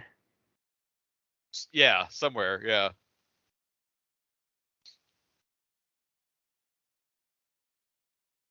I mean, the fact that he's still hung up on Gamora, he grows up, you go, okay, like, the version I was with isn't this, and, we moved apart. I do like that this wasn't, like, a love story movie. There are love moments, romantic highlights. Yeah, that they didn't put them back together again. Like, yeah, no, I was kind of, like, a little shocked about that, but I find it bittersweet. Mm-hmm. It was supposed to be kind of like a rough, like, I think it was never gonna last. I knew maybe the other Gamora it lasted, but this time it didn't. But I don't know. Peter Quill in his love is never like solid. He's one of those characters that I don't know. In the next 10 years, he might be dating the Wasp, or like he might be with Rogue. Let's see. And it still makes sense. Mm-hmm. But that means there's still a chance where him and Kitty Pryde can hook up. If they bring Kitty Pryde in, is like when the MCU X-Men finally show up, like. And then it's like, give me Kitty Pryde in the Guardians of the Galaxy, where she becomes a captain and that, or like he brings her along. I think she works her way up to become the actual leader of the team, and then she legit becomes a seaboat captain on Earth after their marriage falls apart, or their engagement. Mm-hmm. That happened like 2 years ago. Again, very like, comics are bizarre to even try to track, but yeah, but this was good. This was like, again, great watching at home experience. Theaters, I could see, like, you don't need to rush out and see it because they didn't build anything too world building to anything they had to see, but it's fine. Like, it's definitely like I gotta watch it again to see if my thoughts still hold up, if it holds up over time. Because I know this was like of the three, the lowest one. For what, box office? Blockbuster? Yeah. I know it was like the biggest box office was 2003, but compared to two was like this like phenomenal movie. Yeah. Well, I think the runtime and then like maybe like the darker darker tone maybe like puts some people who might have wanted didn't go, and also like the whole Disney Plus thing, and like who knows how many people are it's like I'll wait. It'll be on Disney Plus in like a couple months. That's true. And then continuing that, to speed it up, I watched the Dungeons and Dragons movie Honor Among Thieves. Yeah, another team of misfits like have to coming band together. Yeah, doing their own things. People that everyone thinks are not really good heroes, but turns out they're exactly the right heroes for this moment. Mm-hmm. So I had a good time with it. My expectations were set at the right level, and then they exceeded it a little bit, but like it's exactly what like I was in the mood for. I was obviously way better than the first Dungeons and Dragons movie, and then you mean the first three Dungeons and Dragons movies? well, the first I think 2 and 3 of that series like didn't end up in theaters. They were like direct to video or something. But like the first one, with like Jeremy Irons and everything. I'm also gonna throw in Demon Siege in there for no reason. Dungeon Siege, a tale of, which actually isn't bad compared to the Dungeons and Dragons like first movies, even though it has nothing to do with each other. But the best Uwe Boll movie. I think it is. Honestly, I think it is in the library. But this movie was everything I thought Dungeons and Dragons like a good campaign would be. Mm-hmm. And one of the parts I really enjoyed was it's a lot of storytelling within the movie, so it does a good job of kind of encompassing imagination and what it feels like to play Dungeons and Dragons with a really good DM. Because I played bad Dungeons and Dragons with a DM that sort of just floundered on what the story could happen, and a lot of breaks where it's like, all right, shit, like this shouldn't have happened. We need to like figure out why. Have you played Dungeons and Dragons, Zach? Not really, no. Oh shit, there's like parts of it that they don't talk about, and everyone thinks Dungeons and Dragon is dungeon crawling. Like, okay, like if you play Dungeons and Dragons, that's like more than that, where it's like before you even get to the quests, or it's like how you get the quests, or even why you're going on quests, or you need to talk to this character first, and it's a fetch quest before the actual fighting parts. It is this. It is a lot of, okay, we need to talk to here, we need to charm this, we need to go do this puzzle, we need to get this item. Okay, that failed, but plan B. Like a good dungeon master will make a story and have that be set out. Stranger Things skip right to the fighting part, right to the Demogorgon, right to the, okay, even with the Hellfire Club, they were trying to do the fighting part in highlighting it and doing the rolling and then the stats and then figuring out like how to counter.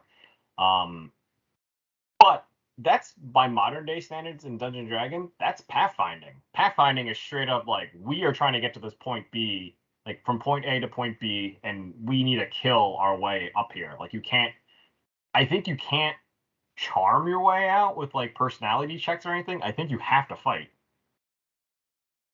But in Dungeons and Dragon, I think a lot of the other thing you can do tricks. You can do like, oh, I want to avoid this fight and do something else.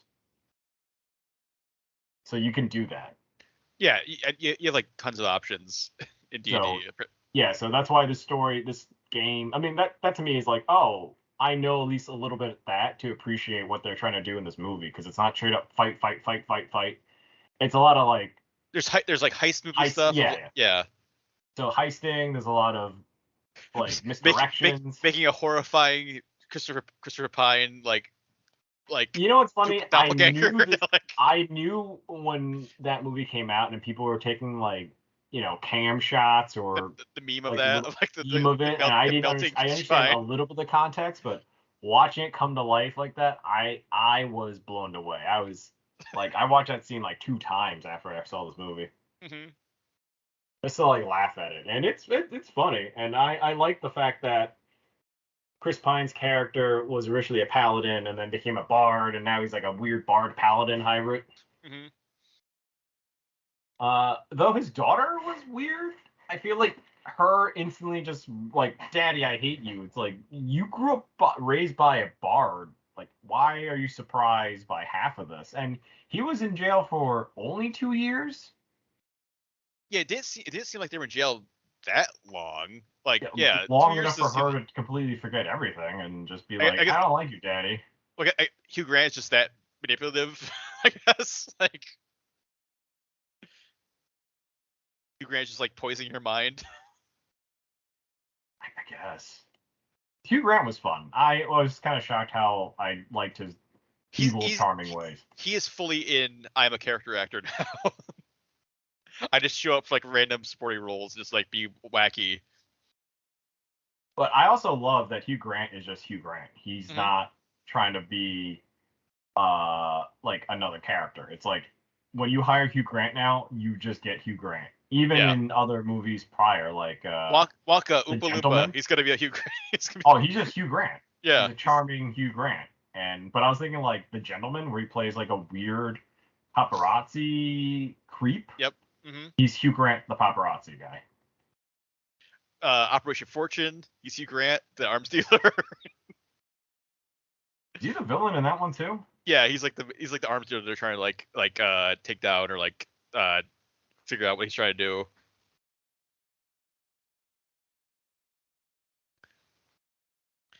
But yeah, the whole cast of Dungeons and Dragons, I think is fun.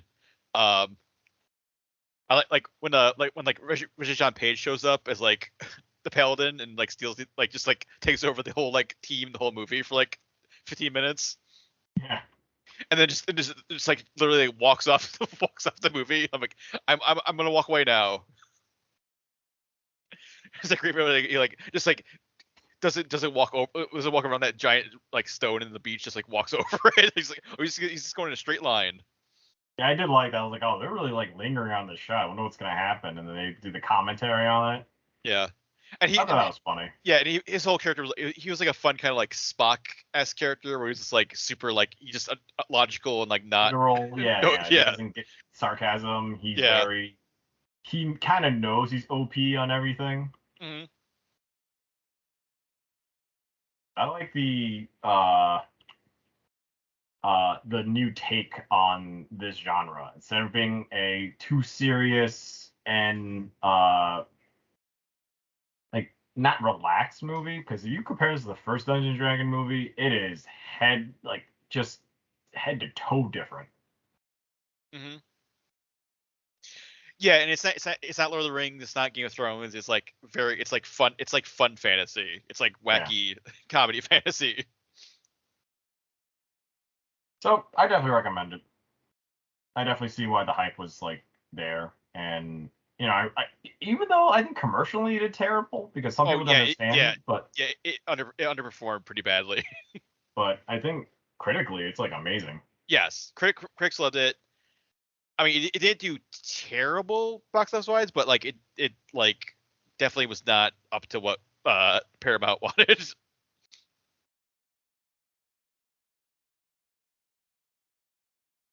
I don't think it was a mega budget though.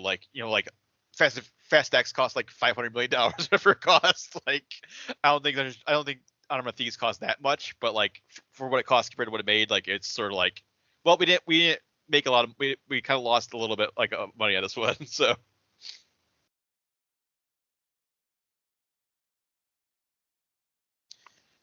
but yeah, anything else, Chris? No, that's it for me. Let's get on to you. So yeah, I saw a couple things. I saw quite a bit, but I'll just do a couple things. I saw the first 2 episodes of My Adventures with Superman, which is the new Adult Swim / Max Superman show. Which it's a weird choice for Adult Swim because it does not feel like an Adult Swim show at all. It feels like it should be a Cartoon Network before Adult Swim show. It's not really. Does it even have raunchy comedy? it's not raunchy it feels like just a normal like Cartoon Network like DC show. It's not it's not Harley Quinn. It's not like Rick and Morty. It's just a very like pleasant, nice, like funny like superhero show. Yeah, why is Adult Swim promoting it then? I think maybe because they expanded Adult Swim out. Like Adult Swim is basically like half of Cartoon Network now. Like I think Adult Swim starts at like 9:00 now or something.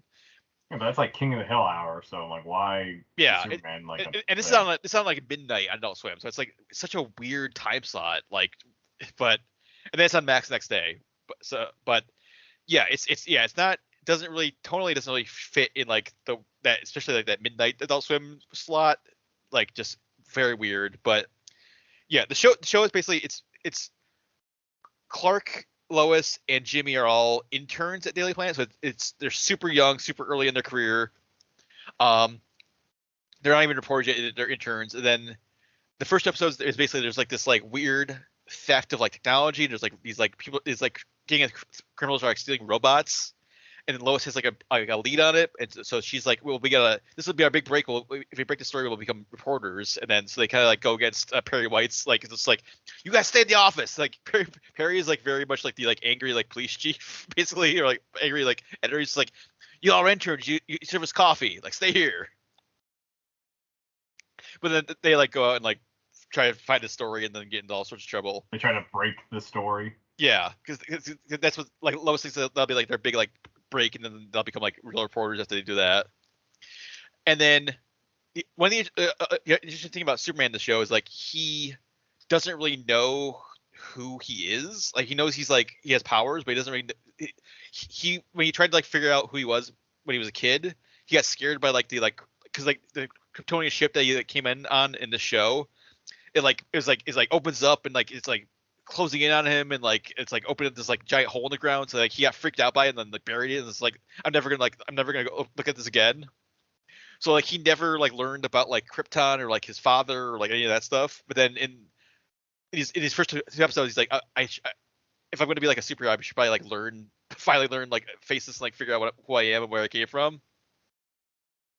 And the other interesting thing is like he doesn't understand like Kryptonian language, so like there's like the hologram of Jor-El shows up, but he doesn't understand what the hell he's saying. So he's just like, I don't know who you are or what you're talking about. I'm just gonna turn you off. and Jack Quaid voices Superman, and he does a good job. And then Alice Lee is Lois Lane, and Ishmael Saeed is Jimmy Olsen. And then they're also like introducing some like wider DC stuff. So like Slade Wilson shows up, and Livewire shows up, and they're like introducing like Suicide Squad stuff possibly because like Amanda Waller's there. So like they're definitely like it's gonna have like an expanded like DC universe along with like the main kind of like Clark, Lois, Jimmy storyline.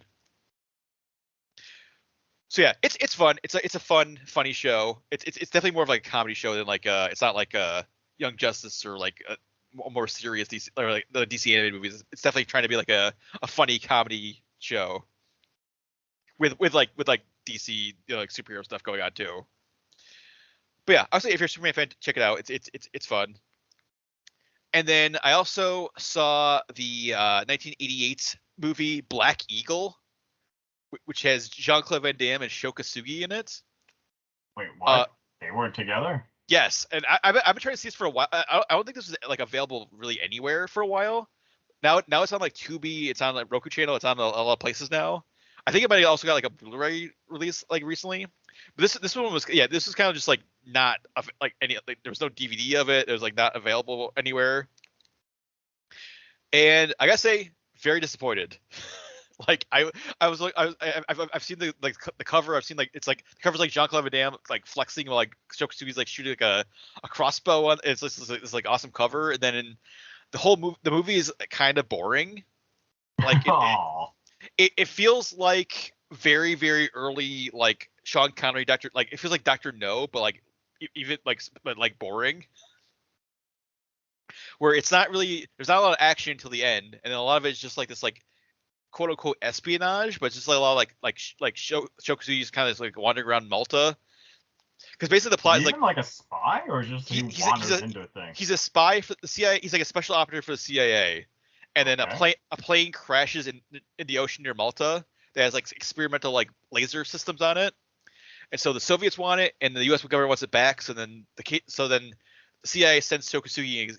He's like their like main. He's like Black Eagle. They're like big secret agent to like try to recover this like tech. But there's like a whole like crew of Soviets, including Jean-Claude Van Damme, who's Andre. Like they're their big enforcer, and they're trying to like steal this technology and get it back to the Russians so they can like replicate it and stuff, and continue the Cold War. But yeah, there's a lot of like Shokosugi just kind of like wandering around or like diving underwater, like and people not a lot of stuff happens for like a while, and there's like a few like it's like it's an action sequence, but it's like Shokosugi is like runs away from like two guys on a street, or like punches two guys like quickly, and then that's it. And even like when they do finally get to like the Van Damme Shokosugi fights, they're like not that great. Like it's just like it's very slow. It feels like maybe this is like the rehearsal for like the fight, and or like it's not like the like crazy choreography you would expect from like those two. It's a very they fight each other, or they just fight. They fight twice because like obviously like Van Damme is like the Soviet enforcer. He's like the main. He's basically like the same character he was in like No Retreat, No Surrender. Whereas it's just like this like Russian enforcer martial artist guy. And so they face off like twice, and then both times it's just like that's it. Like this, like you have Shokosugi and Jean-Claude Van Damme, and this is like the fight we get. Like it's kind of like generic, slow, kind of. It's like they like punch each other, and they're really trying to sell it. Like it feels like a wrestling thing where it's just like Shokosugi's like it's punching. It's like not that like it doesn't seem that big, but then like he's just like is like selling it. I was like, oh my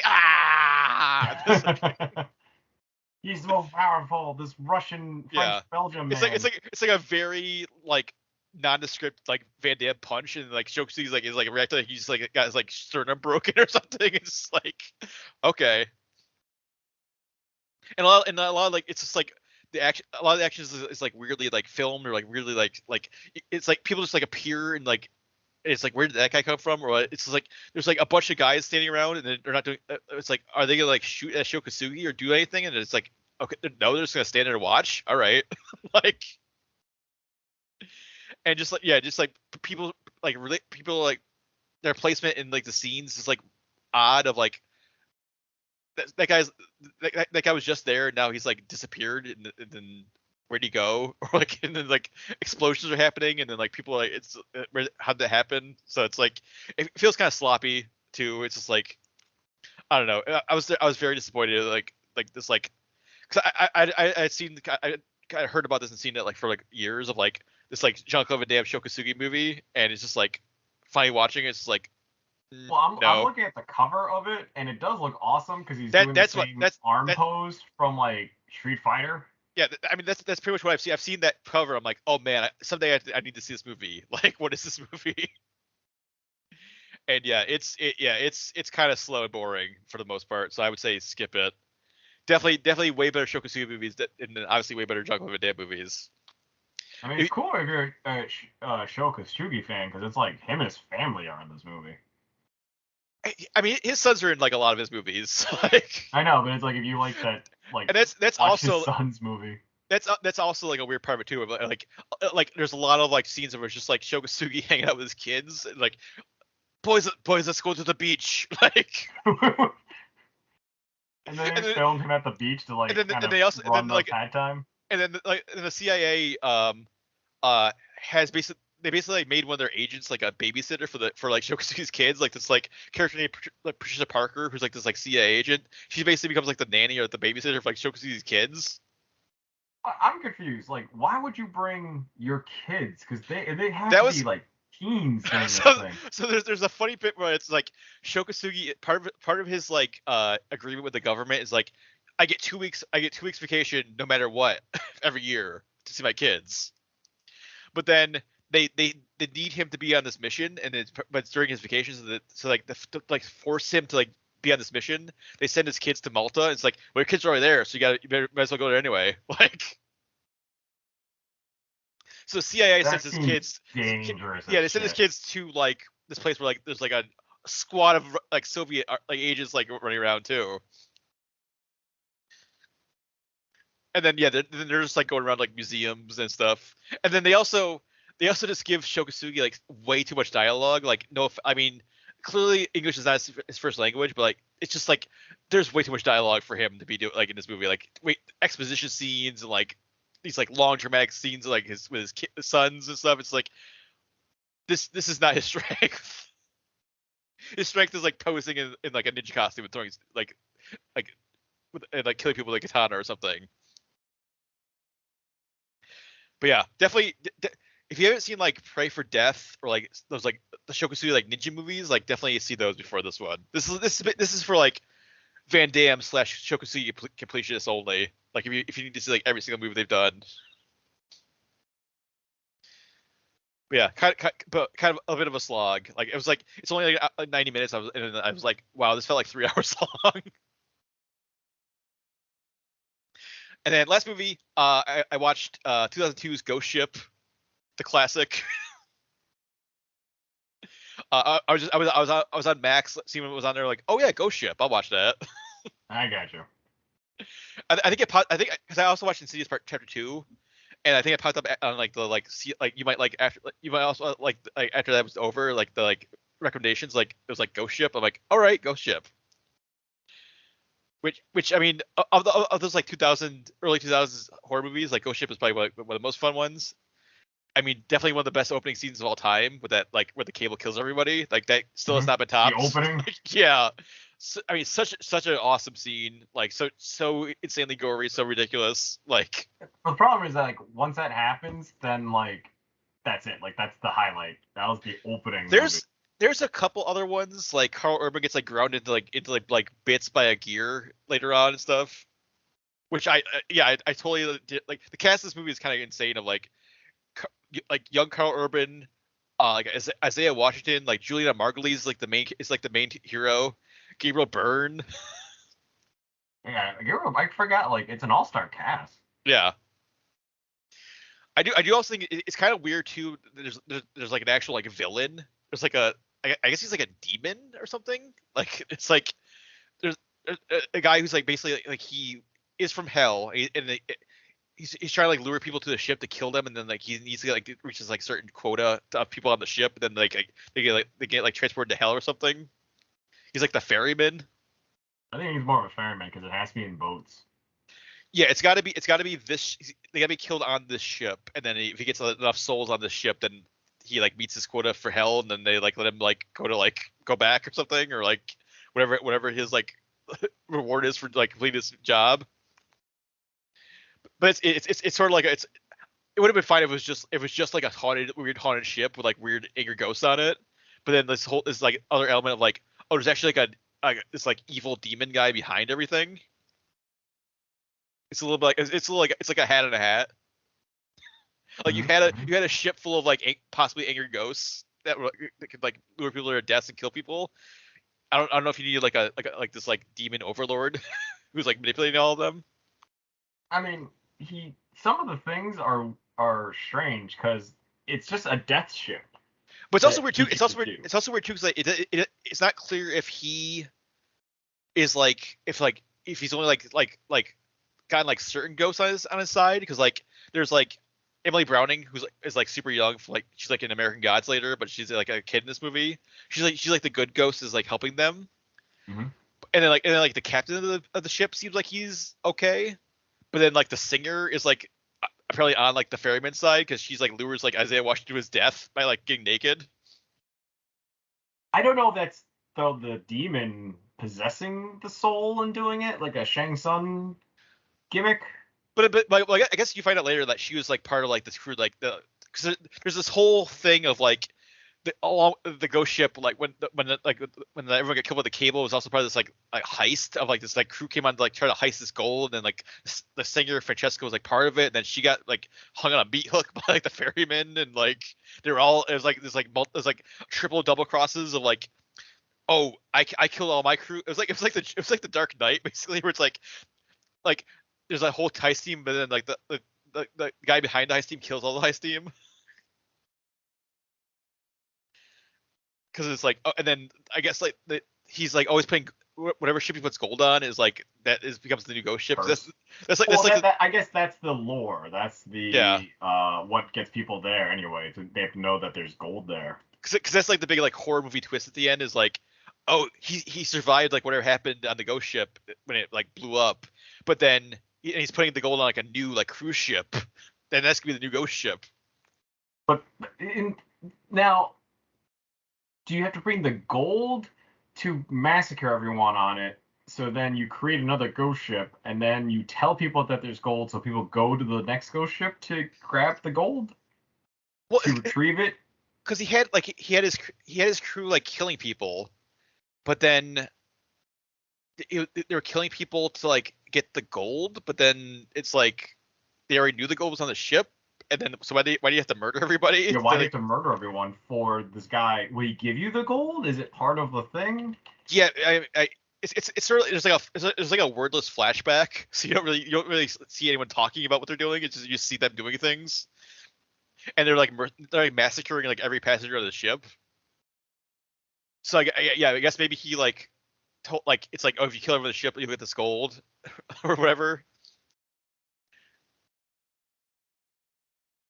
But yeah, there's a lot of like weird backstory stuff going on, but like it's mostly a fun horror movie, like just like wacky, like goofy, like kills and like a fun setting. Like the ghost ship itself is like a fun setting of just like a decrepit ship. Like it's a very like video gamey, like Resident Evil style. Like oh it's a ship that's been abandoned. Like we gotta like explore the ship. Yeah, the setting's fantastic for a horror thing. Automatically, it's like creepy and disturbing. So I give Ghost Ship a like decent rating. It also feels very similar to like Deep Rising. If you like Deep Rising, and like this is very similar. Like this like crew ends up on the ship, and the ship is like supernatural or like something weird's going on with it. It's like this like decrepit cruise ship. Mm-hmm. It's very definitely if you've seen Deep Rising, if you haven't seen Ghost Ship, I'd say definitely check out Ghost Ship. Also weird like metal, like it's like Mudvayne and like all this like weird like new metal soundtrack, which I guess is like a very like early 2000s thing. We were talking about like like the Elektra and like Daredevil earlier, of like they had like new metal soundtracks. That was just like the thing for like 2002 2003 of like let's get all like the new metal guys on here. Let's get Korn on here and Mudvayne and like. Yeah, that's something I like, forget how crazy, because whenever the horror happens, like the new metal starts playing. Yeah. Well, like the main song that's like got like a music video and everything. It's just like the mechanic is just like blasting it like in like the opening of the movie, just like when they're like cruising through the cruise ship. It's like he's just blasting this Mudvayne song. And like Bird goes up and like turn that shit off, like.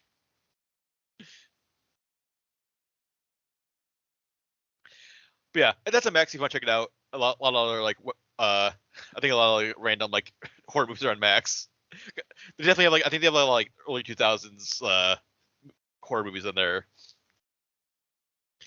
But yeah, that's it for me. So we wrap things up. Long episode, but there was tons of stuff to talk about, like the Emmys and the SAG strike and tons of trailers. So and the future of Hollywood. Yeah, the future of Hollywood. Small topics like that. So yeah. Definitely head over to the site, check out all our stuff. We got reviews, we got news, we got trailers. All the trailers we talked about are up on the site. I got a written review of Shin Ultraman, which we talked about last week on the podcast. But if you want to read my thoughts on Shin Ultraman, you can check that out. And all of our regular features and news and everything else that goes up, you can check all that stuff out over there. And so for Chris, I am Zach, and we will see you next week. For more Everything Action, head to www.everythingaction.com. You can also follow us on Twitter @EVAction, on Facebook by searching for Everything Action, and follow us on Instagram @everything.action. You can also subscribe and get more episodes on Stitcher, Apple Podcasts, and Spotify.